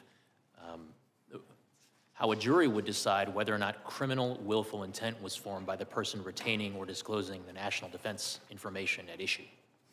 Has there been an exception to this in the history of the nation? Have we charged any former presidents? As I state in the report, to my knowledge, there is only one exception, and that is former President Trump. Given the history, is it fair to say it's preferable not to charge a former president or a vice president for allegedly mishandling classified documents, in your opinion? Congressman, I can't articulate a preference, whether it's preferable. All I can talk about is the work that I did, the facts that I found, and the decision that I reached in my case. Mr. Hur, what's the difference in a U.S. Senator having documents and a former president of the United States? For purposes of proving willfulness, I believe that there would be a number of differences in terms of the types of access and the ease with which presidents, while in office, can access classified information as compared to the access privileges that senators have. Can presidents declassify documents that they have in their possession? I believe under certain circumstances, yes. Former presidents as well? Congressman, I confess this is not an area of the law that I've looked into or explained in my report, and I'm here to talk about the work that is reflected in the report. Well, let me say this, sir. You have a reputation beyond reproach, and I just want you to know that. I think that President Biden ought to be thankful that the Attorney General appointed you to investigate his case. But you have a special counsel colleague by the name of Jack Smith who cannot lay claim to such a reputation. Isn't that right? I have no opinion. I don't have anything to say about it. In fact, Jack Smith, whom Biden Justice Attorney General Garland appointed to investigate President Trump, has a reputation, according to deep-rooted reporting from the Washington Times, as an overzealous prosecutor who relies ethically or on ethically dubious tactics, unquote. And his prosecutorial record is replete with a quote, let me say this, string of mistrials and overturned convictions. Actually, Chief Justice Roberts once rebuked Mr. Smith's prosecutorial theory as a boundless interpretation of federal bribery statute. That did not comport with the text of the statute or the precedent of this court, according to the Supreme Court Justice. And so, my question is, do you think in the case of Jack Smith, do you think justice is blind when he's looking at President Trump? Since we've never done this in the history of the country, is justice truly blind? Sir, I'm not here to express any opinions with respect to a pending case against another defendant. I'm here to talk about the work that I did with respect to the investigation relating to President Biden. Mr. Chairman, I'll yield the balance of my time back to you. Can you explain what specifically in your interview with President Biden led you to this conclusion? The conclusion that about broad statement that's been cited many times. The totality of the time that I spent with the president during his voluntary interview was something that I certainly considered in framing my assessment and articulating it in the report. And that includes not only the words in the cold record of the transcript of the interview, but also the experience of being there in the room with him and, frankly, considering how he would present to a jury in a criminal trial if charges were brought. But I guess I'm asking specifically. I know you cited in the report the dates that he couldn't remember when he was vice president, when he began, when his term ended. You cite that in the report. Is there anything else specifically that stands out from that interview with the president? A number of things stand out. And again, I'm aware that the transcript has now been made available. I do provide certain examples in my report of significant, personally painful experiences about which the president was unable to recall certain information. I also took into account the president's overall demeanor in interacting with me during the 5+ hour voluntary interview. So it was a wealth of details about being there in the moment with the president, including his inability to recall certain things, And I'll also say, as reflected in the transcript, the fact that he was prompted on numerous occasions by the members of the White House counsel's office. That. The brief look I had at the transcript this morning, because we just got it this morning, I saw some of that. Mr. Hur, why did the White House ask you to remove parts of the report? What was the reason they gave for that? I don't have the letter in front of me, Congressman. I believed that among their reasons was that they contested, or that they asserted that certain language in the report was inconsistent with DOJ policy. The day that your report came out, the president gave a live news conference on national television. Did you watch that news conference? I watched the press conference, yes. What was your reaction to seeing the president personally attack you and your team? Congressman, I'm here to talk about the work that went into the report and my declination decision and my explanation of it for the attorney. And it wasn't just the president. Anthony Kiley, former spokesman for Merrick Garland, has said that Democrats should focus their ire on her. The president's personal attorney, Bob Bauer, said that your report is a shabby piece of work and a shoddy work product. Do you agree with that characterization of your report? I disagree vehemently with that characterization of my report. I also disagree. I think it's very well written, well considered, and comprehensive. Do you think it's appropriate for the administration to be attacking the work of a special counsel that it appointed itself? Congressman, I'm not going to comment on the propriety of the administration's reaction to my report. What I can tell you is that I stand by the report and the work that went into it. Today, the ranking member started his opening statement by saying, Mr. Hur completely exonerated President Biden and called your report a total and complete exoneration. Mr. Hur, did you completely exonerate President Biden? That is not what my report does. Was your report a total and complete exoneration? That is not what the report says. So the statement by the ranking member was incorrect, yes? As I said, the report is not an exoneration. That word does not appear in my report. Based on the facts and anticipation of defenses presented in your report, could a reasonable juror have voted to convict? As I said in the report, some reasonable jurors may have reached the inferences that the government would present in its case in chief at trial. So a reasonable juror could have voted to convict based on the facts that you presented? Correct. If you were on the jury, would you have voted to convict? I have not engaged in that thought exercise, Congressman, and so what I'd like to stick to is what's in the report, which is my assessment as a prosecutor. Sure. And what you did find in the report is that the president, you said this is page 200, risks serious damage to America's national security through his handling and mishandling of classified materials. And you identify, quote, a strong motive for the way he handled those materials. Two of the motives you cited was his desire to run for president and his desire to sell books. So a reasonable inference for your report is that the president risked serious damage to America's national security in order to make money and advance his personal political ambitions. Is that correct? The report includes a description of the evidence and different inferences that reasonable jurors could draw from the evidence. And you also note that the president described his predecessor's handling of classified materials as totally irresponsible. And your report concludes that Mr. Biden's emphatic and unqualified conclusion that keeping marked classified documents unsecured in one's home is totally irresponsible applies equally to his own decision. Is that correct? That language does appear in the report. You cite as a mitigating factor the fact that the president cooperated in the investigation. But at the time that the investigation was happening and these acts of cooperation occurred, the Mar-a-Lago investigation was already a matter of public record, correct? I believe that's correct. So we already had a public debate about the handling of classified documents and the potential application of the criminal laws to that general set of circumstances. I think that's fair. And so the president, when he decided to cooperate or not cooperate, had to know that that decision to cooperate or not cooperate would become known to the public and he would be judged accordingly. Is that correct? I'm not in a position to opine on what was or was not in the president's. But it's relevant to your analysis as to whether or not it counts as a mitigating factor. If he knew that he was going to have to be judged based on whether he cooperated or not, that would lessen its value as a mitigating factor. So did that, in your analysis, lessen its value? We undertook a comprehensive assessment. So that specific factor, did it lessen its value as a mitigating factor? That and all facts relating to the president's cooperation with our investigation. Another factor you discussed is deterrence. And you say that deterrence the factor actually counsels against bringing charges here, because you said, as for general deterrence, future presidents and vice presidents are already likely to be deterred by the multiple recent criminal investigations and one prosecution of current and former president and vice presidents for mishandling classified documents. So that one prosecution, of course, is the indictment brought by Jack Smith. So by the very terms of your analysis, Jack Smith's indictment actually counseled against and was counted against bringing charges in this case. Is that correct? I'm sorry, Congressman, I don't follow your drift there. Well, you said that there's already deterrence because there's this prosecution out there in a prior case related to classified documents. So we don't need to bring another case to establish deterrent value. That was the essence of your analysis, correct?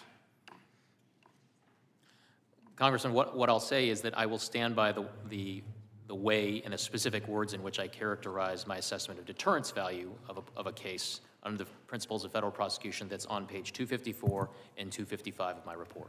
Thank you. My time is out, but I'll just add the perverse implication here is that the administration, by the very terms of your analysis, actually made it less likely that the president would face charges by Jack Smith bringing an indictment. Thank you, and I yield back. Special Counsel Hur, when you determined that no criminal charges should be brought against President Biden in this matter, you focused on the specific facts surrounding the classified documents, where President Biden stored them, and on his memory and age.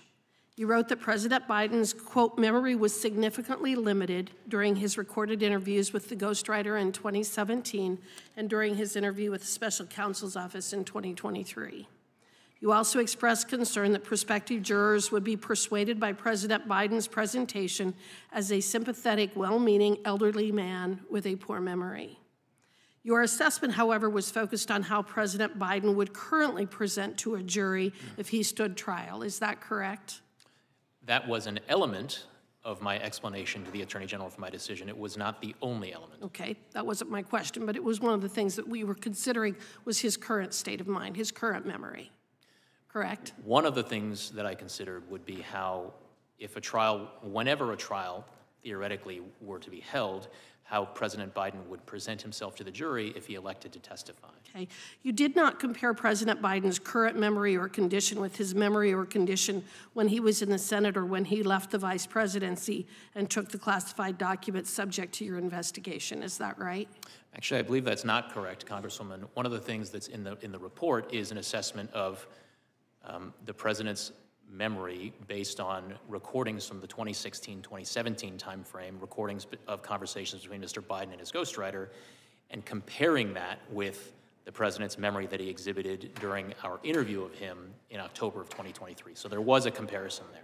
Okay, so, but unless there was some issue undisclosed to the American people during his 50 years in office, you found that Mr. Biden fully understood his legal responsibility related to the handling of classified materials, which is why you concluded in your report that Mr. Biden, quote, willfully retained and disclosed classified materials after his vice presidency when he was a private citizen. You state that on page 1, correct? I believe that what I stated on page 1 was that we identified evidence that Mr. Biden willfully retained classified information after the end of his vice presidency, but ultimately we concluded that the evidence was insufficient to warrant. I understand that.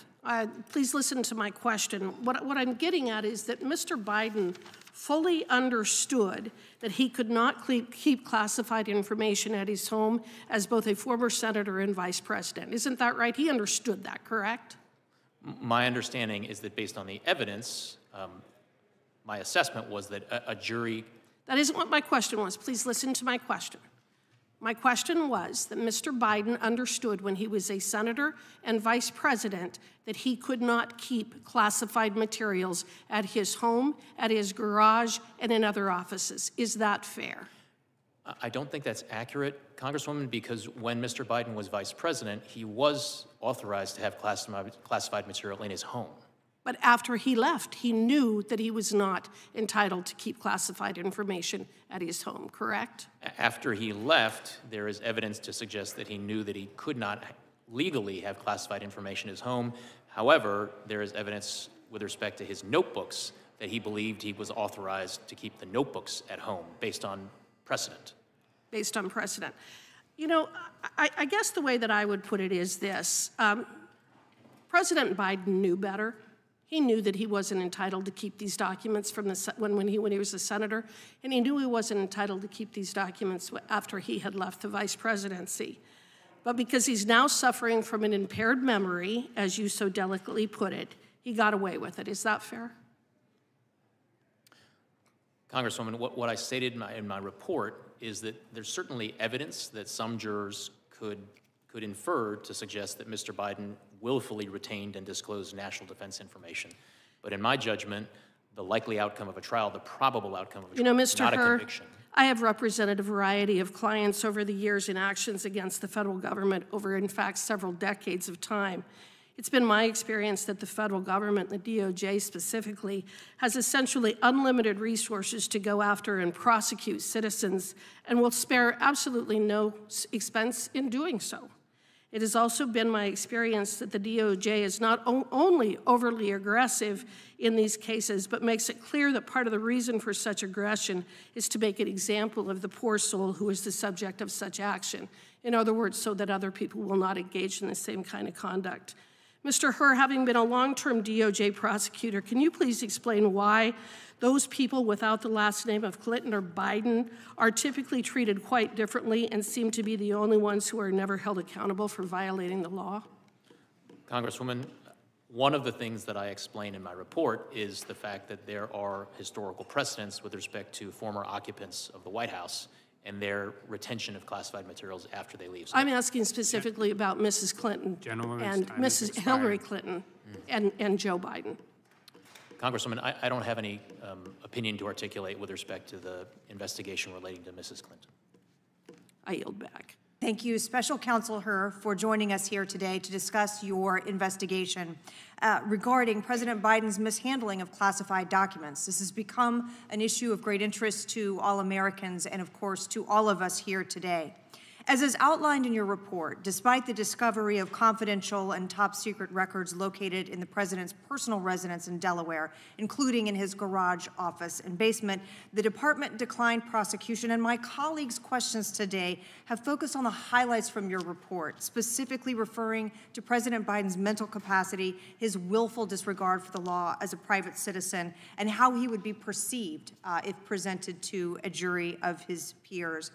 Dependent upon, and I'll use your words from the report, how this sympathetic, well-meaning elderly man with a poor memory handled and managed the storage of these confidential documents, the national security of the United States might have been put at great risk because of the president's behavior. And so one of the things we must consider today is how we can ensure that our national security will not be continually put at risk when under the leadership of the same well-meaning elderly man with a poor memory.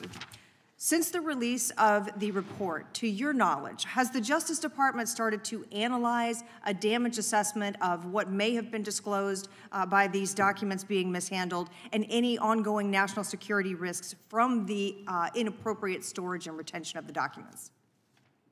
Congresswoman, my understanding is that such a damage assessment is underway in coordination and cooperation with the members of the intelligence community. And do you today, for us, have any information about the status of that investigation or how long it might take to conclude? I do not, Congresswoman. I'd like to turn your attention to a discussion of the distinction between proving the underlying elements of an offense and the concept of an obstruction of justice charge. Is it correct, Special Counsel Hur, that in some circumstances as a federal prosecutor, you may investigate the underlying offense, an underlying offense, choose not to charge that offense, but still have developed sufficient evidence to charge a defendant with obstruction of justice? I think as a matter of law, theoretically, that could occur. I can't bring to mind specific examples of that happening, but I suppose that if that were to happen, it would be a more difficult case to try from a prosecutor's perspective. The elements are distinct, though, are they not? They are a distinct element. And isn't it similar to a case where a federal prosecutor undergoes an investigation and ultimately doesn't pursue the original charge they were investigating, but during the course of the investigation concludes that a false statement was made to a federal law enforcement officer and brings a charge under 1001? That could happen. Yes. And again, there too, the elements would be different. Correct. And in reaching your final decision related to the declination or the recommendation to decline prosecution, you considered both the underlying elements of the offenses at issue and also the principles of federal prosecution. Is that right? Correct. Okay. Now, the principles of federal prosecution, those are things that may vary case to case. Is that right? The determinations under the principles of federal prosecution are very fact and circumstance dependent. but the elements of the criminal offense are not. Isn't that also correct? Elements are defined by law, and they do not vary from case to case. And thus, those elements of the underlying criminal offense would be exactly the same from one defendant to the next. Isn't that right? Yes. So you would expect, would you not, that a prosecutor who was considering the underlying offenses that you were considering here would be looking at exactly the same elements and requirements of proof that you did on the underlying charges? Prosecutors assessing their cases under the same statutes must consider the same elements with respect to those statutes. All right. Thank you, Special Counsel Hur. And then if we could turn back to the concept of those principles of federal prosecution, those are the additional factors, aggravating or mitigating, that you might consider in ultimately reaching a charge and decision here. Is that right? They do include such things that are referred to as aggravating and mitigating circumstances. There's one thing I want to go back to, though, to be clear. It's been said today that your report is tantamount to a total exoneration of President Biden. That's not correct, is it? That is not correct. All right. Thank you, sir. I yield the balance of my time to the chair. Mr. Hur, are you opposed to the U.S. Congress having access to the audio tapes of the people you interviewed during your investigation? Chairman, I am not in a position to articulate an opinion one way or the other. That is not really up to me. I'm a former employee of the Department of Justice. I would refer you to the White House and DOJ leadership. You're an accomplished lawyer. Is there any reason why we shouldn't, why the United States Congress shouldn't have access to the same information you had access to and that was the basis of your decision? Chairman, it is not for me to opine on what materials. Well, the Justice Department released the transcripts the day of the hearing. It'd been nice if we'd had them at a more, I think, a better time for the committee to prepare for our questioning for you. They released them today. The White House and the Justice Department released them today. It'd be nice if we actually had the audio tapes too. Again, is there any reason why you can see why the American people and their representatives in the United States Congress should not have access to those tapes? Chairman, what I can tell you is that my assessment that went into my conclusions that I described in my report was based not solely on the transcript. It was based on all of the evidence, including the audio recordings. Great point. That's where I was going. So this was valuable evidence for you as the special counsel named to investigate this issue, valuable evidence for you to reach your conclusion and the statements you put in your report. And all I'm asking is, shouldn't the United States Congress have access to that same information? Chairman, again, it is not for me to weigh into what information Congress should or should not have, but what I will tell you is that the audio recordings were part of the evidence, of course, that I considered in coming to my conclusion. Thank you, Mr. Hur. In Chapter 8 of your book, or your report, you detail that Mr. Biden retained in his Delaware basement classified documents relating back to his time as a U.S. Senator in the 70s, correct? Correct.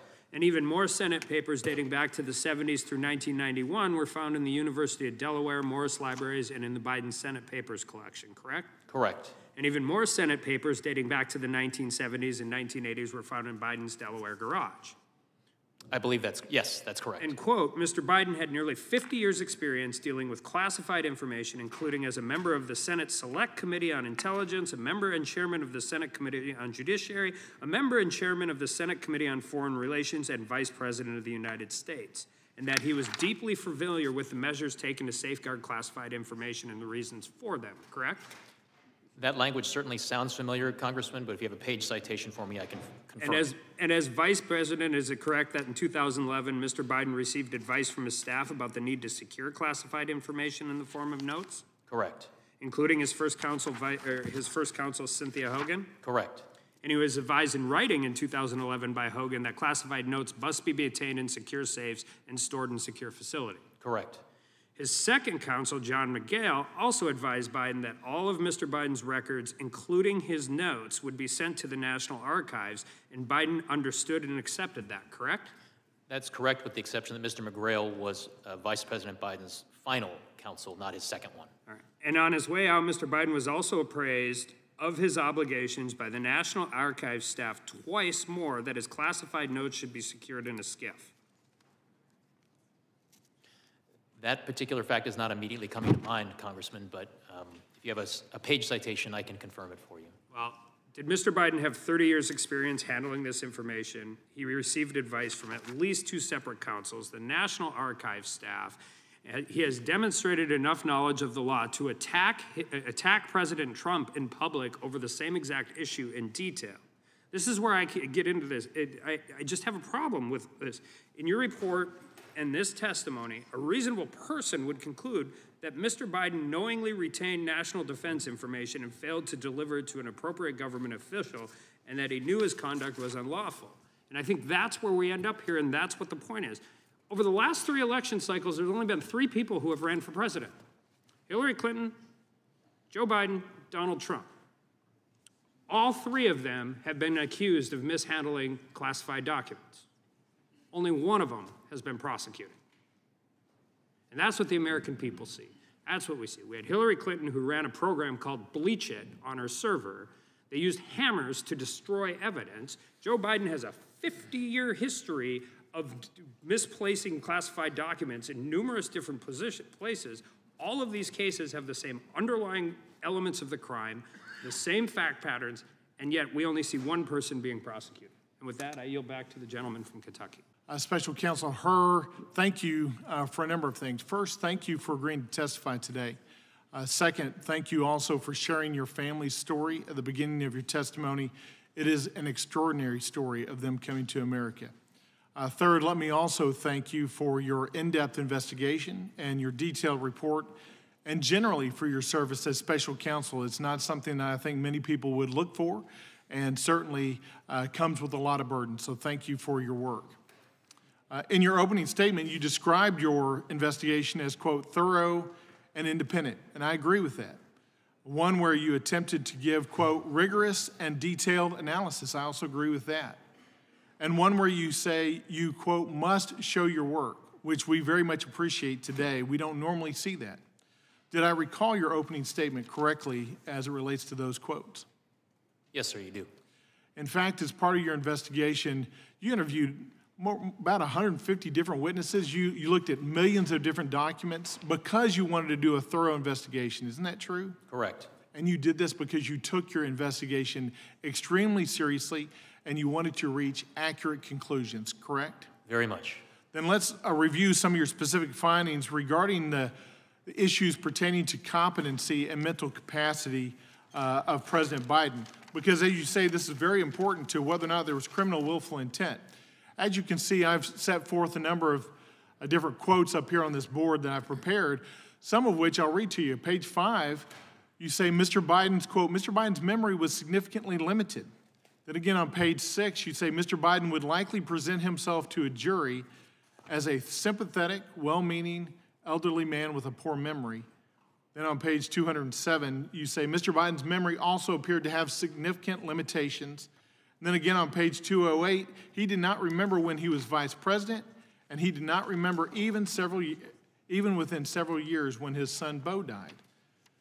You finally make the statement on page 248, quote, for these jurors, Mr. Biden's apparent lapses and failures in February and April 2017 will likely appear consistent with the diminished capacities and faulty memory he showed.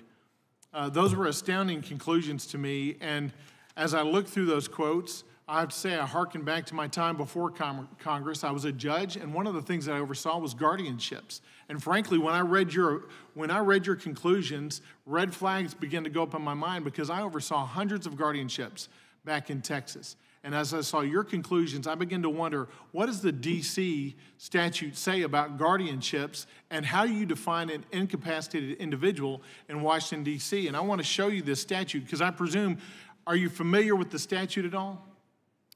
I am not, Congressman. So I didn't think that you'd probably reviewed that. So let me just read to you some of these, some of the definitions here. An adult whose ability to receive and evaluate information effectively or to communicate decisions is impaired to such an extent that he or she lacks the capacity to manage all or some of his financial resources. That's the first part of the definition of incapacity, an incapacitated individual under the guardianship statute in the District of Columbia. And quite frankly, I see tons of overlap from what you set forth in your testimony, in your written report, and the definition here. The phrases are almost identical. I would posit that if he cannot manage national top secret resources, I'm not sure how he can manage his personal financial resources. And given your report's findings that his memory was, quote, significantly limited, and that he is a person with, quote, diminished faculties and with, quote, faulty memory, it makes me wonder how close he is coming to meeting this definition of an incapacitated individual, such that he should have a guardian appointed by the DC courts for his personhood. There is at least, I believe, a prima facie argument to say that there is substantial evidence to indicate such. And you mentioned it's not just what you've written in the report, but it was the demeanor of President Biden as you interviewed him. I'll say in conclusion, whether he does or does not meet this definition, I believe your findings raise significant concerns about his current fitness for the office of the president, and certainly his fitness going forward in the future. And I appreciate the fact that you were brazen enough to raise this issue in this report because you knew this would be significant in your findings, but you did so based on a very significant, very detailed, very thorough, independent report, and I praise you for that, doing your duty in such a way. Thank you, Special Counsel. I think, gentlemen, for you, I'm just pointing out Mr. Ivey raised the issue of transcripts. He has complete access to every transcript that we have done in a congressional investigation. He could show up for all the depositions, like frankly, I show up for most of those. So he has complete access to that. What we don't have is access to the transcripts of all the witnesses. We only have Mr. Biden, and we don't have access to the audio tapes of all the witnesses, which is what we're Will the gentleman seeking. yield? It's not my time. I yield back to the gentleman from Virginia. You're speaking, but it's not your time? It's my time. You yield it to me. All right. I thank the gentleman. Special Counsel Hur, thank you for being here. Your story is an impressive one. Your achievements are impressive as well. You've been a prosecutor for many years, correct? Yes, sir. I was not a prosecutor for more than a couple of years, but I still remember my record in jury trials. Do you remember your record? It'll take me a little time to reconstruct, but I think I could get there. Is it above 500? It is above 500, yes, sir. Okay. Well, I'm curious because the evidence that you outline in your report is pretty significant when it comes to evidence that after his vice presidency, and I'm reading from your report, Mr. Biden willfully retained marked classified documents about Afghanistan and unmarked classified handwritten notes in his notebooks, both of which he stored in unsecured places in his home. Further, you noted that there's evidence that he willfully retained the classified Afghanistan documents, including the Thanksgiving memo, and had a strong motive to keep such classified documents. You outline what that motive is. Can you tell me what is the motive for keeping the Thanksgiving Day memo? One of the motives that we addressed in the report was that the issue of whether or not a troop surge should be sent to Afghanistan in 2009 was a hotly contested and debated issue within the Obama administration back in 2009, and one in which then Vice President Biden had a significant role and he felt very strongly about. I'm going to quote from your report. President Biden believed President Obama's 2009 troop surge was a mistake on par with Vietnam and wanted the record to show that he was right about Afghanistan, that his critics were wrong, and that he had opposed President Obama's mistaken decision forcefully when it was made, that his judgment was sound when it mattered most. Does that sound correct? That language sounds familiar from the report, yes. Okay. That is pretty significant in terms of a motivating factor for retaining those documents, wouldn't you say? That would be a factor that a jury would assess in considering whether or not Mr. Biden had criminal intent. And I also know that President Biden was working with a ghostwriter on a book, Mark Zwanecker, correct? Correct. And your investigation concluded when President Biden began work on his memoir, correct? At what time did your investigation conclude? With respect to the second book published in 2017, we identified evidence that Mr. Biden began recorded conversations with Mr. Zwanecker in 2016 before the end of Mr. Biden's vice presidency. And it's your understanding that while Mr. Zwanecker interviewed President Biden, he read classified information from his notebooks nearly verbatim, sometimes for an hour or more at a time, correct? Correct. And was Mr. Zwanecker authorized to receive this classified information? He was not.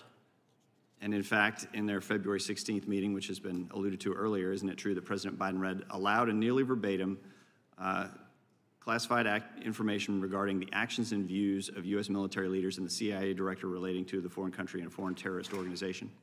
I believe that occurred, that was captured in a recording later in 2017, I believe in April of 2017, not February. Okay. And Mr. Zwanecker became aware of your appointment as special counsel, correct? At some point, Mr. Zwanitzer did become aware of my appointment, yes. And upon learning of the investigation, Mr. Zwaniter deleted digital audio recordings of his conversations with Mr. Biden during the writing of the book, Promise Me, Dad. Correct. Did investigators with your office interviewed Mr. Zwaniter about the deleted recordings, and he admitted that part of his motivation for deleting this recording was because he was aware there was an investigation, correct? Correct. And did this conduct raise concerns with your office? It did. We considered it to be significant evidence that we needed to follow up on. Significant evidence, and I would argue that you also had significant evidence surrounding the retention of these documents, the storage of these documents, and even though there was a bit of a disconnect between what a reasonable juror could conclude, the intent was there, the motive was there for the book, for exoneration, and I would argue that you had enough to move forward. My time has expired. I yield back.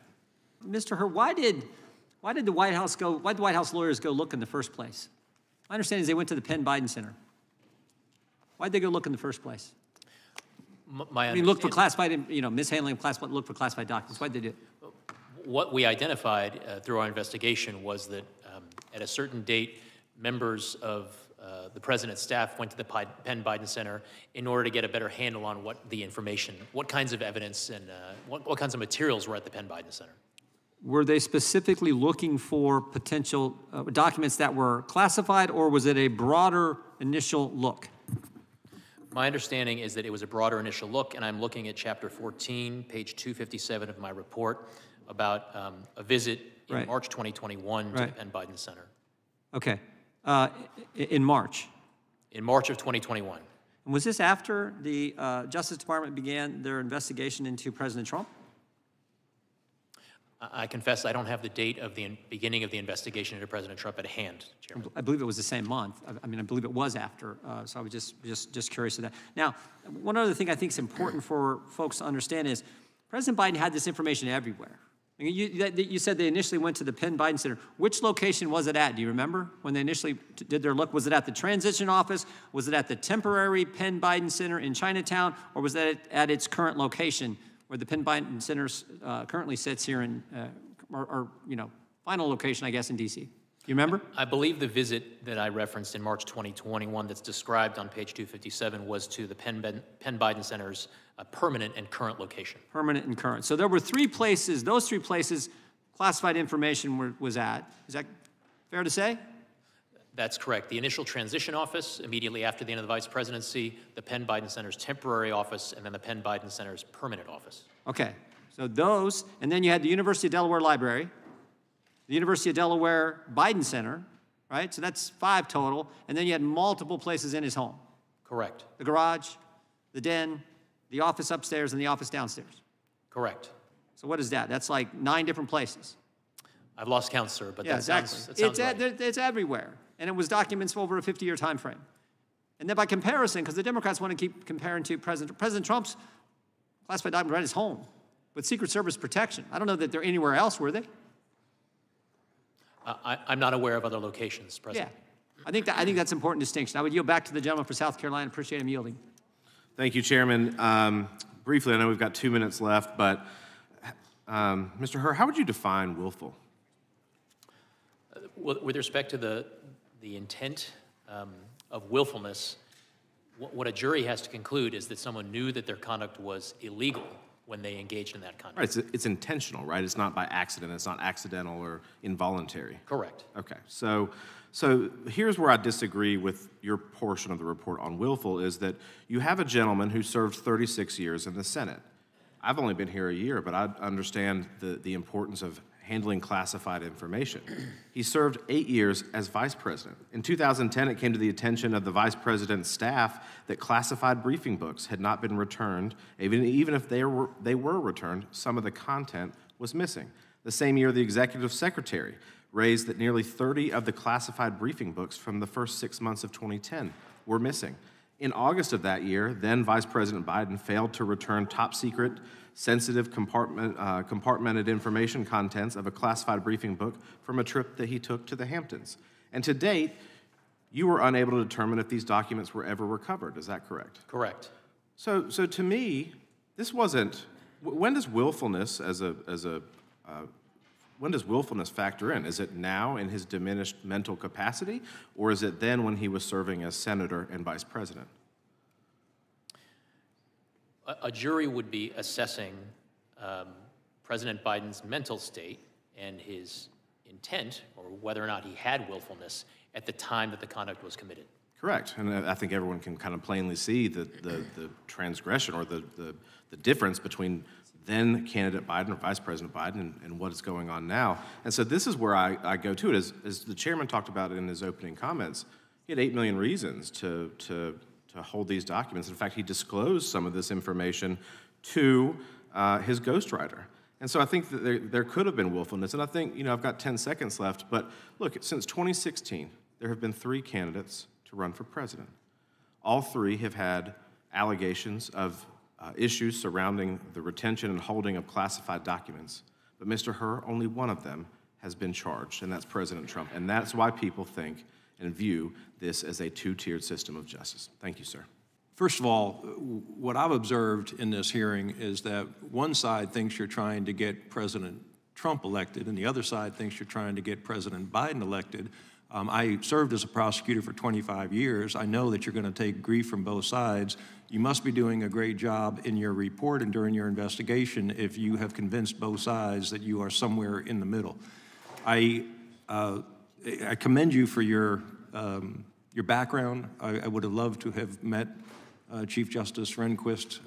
What a hero to conservatives and really Americans, and that must have been a great opportunity for you. But when both sides attack you, my admonition is welcome to Congress. How many, I do have a question, and it goes along the lines of what Mr. Armstrong and Mr. Fry were asking you earlier. I'm really confused about willfulness and your view of willfulness. It's clear to me that at the time, Vice President Biden knew he had classified documents. He told his, after he left the vice presidency, he told his biographer, ghostwriter, those classified documents are in the basement. So he had the mental state that he had classified documents. He also knew that his basement was not a SCIF. It is not a secure area. And so at the point, if at that point in time he said, oh my gosh, I've got to call the archivist, I've got to call Secret Service somebody and get these documents taken away, perhaps he has this defense of acting as quickly as he knew about the documents. But I don't see where the willfulness is missing when he had those two. The element's pretty clear. He possessed classified documents. He held them in a non-secure area, and he did so knowingly. He knew he had classified documents in an unsecure area. Where is the willfulness missing? Well, sir, prosecutor to prosecutor, I certainly agree with you that the evidence in the form of the audio recorded statement where the president said to his ghostwriter, I just found all the classified stuff downstairs, that is evidence that that any prosecutor would present as significant evidence in a case if this went to trial. And reasonable jurors might well infer that President Biden formed criminal intent based on that piece of evidence. But what we did in our report was to try to walk through exhaustively. You know well as a prosecutor, you need to assess with a very cold eye the strengths of your case and the weaknesses of your case, and try to anticipate arguments that defense counsel might well present at trial. And what we tried to do in our report was to walk through potential arguments that would be presented by defense lawyers at the president's trial, and to determine how, by our judgment, how jurors would receive and perceive the evidence presented, including but not limited to evidence relating to the president's memory gaps that were in various pieces of evidence that we assessed. So how do you overcome that recording where he says, I've got classified documents? He's 30 years in the Senate or whatever it is. He obviously knows how he has to treat classified documents. I've got classified documents in the basement. What is the defense to that? That it was a made-up recording, that it wasn't his voice, that everyone was wrong? How do you defend that particular fact, as well as I did a lot of tax cases. You had to prove a pattern of conduct. And in this case, he had a lot of documents in a lot of places. How do you overcome those things? Yes, Congressman. So we walk through a number of different evidentiary gaps that reasonable jurors might focus on, as well as a number of different defense arguments that the president's defense lawyers could present at trial. The first is a theory or an argument to the jury that the president, yes, he did say to his ghostwriter, I just found all the classified stuff downstairs, but then soon thereafter forgot about the documents. And therefore, it would be difficult to convince a jury that actually he knew that it was illegal to keep the documents and he continued to do so. A second argument that we considered is that perhaps these documents never actually were in Virginia in his private rental home there. Perhaps the documents were there by virtue of staff or himself having those documents at the Delaware home from the time that he was still vice president all the way through the time of their being discovered. And finally, another theory that we walk through in the report is that there were 2 folders of marked classified documents relating to Afghanistan found in the box in the president's Delaware garage. One of them contained national defense information, and the other, it would be a more difficult task to persuade a jury that it did contain national defense information. So that argument would be premised on perhaps the president was referring to the one folder that didn't contain national defense information, but was not. It would be difficult for the government to prove beyond a reasonable doubt that he possessed the one that did contain national defense information. So I just laid a lot on you there, but we do our best to explain that at some length in the report. Thank you. I yield back.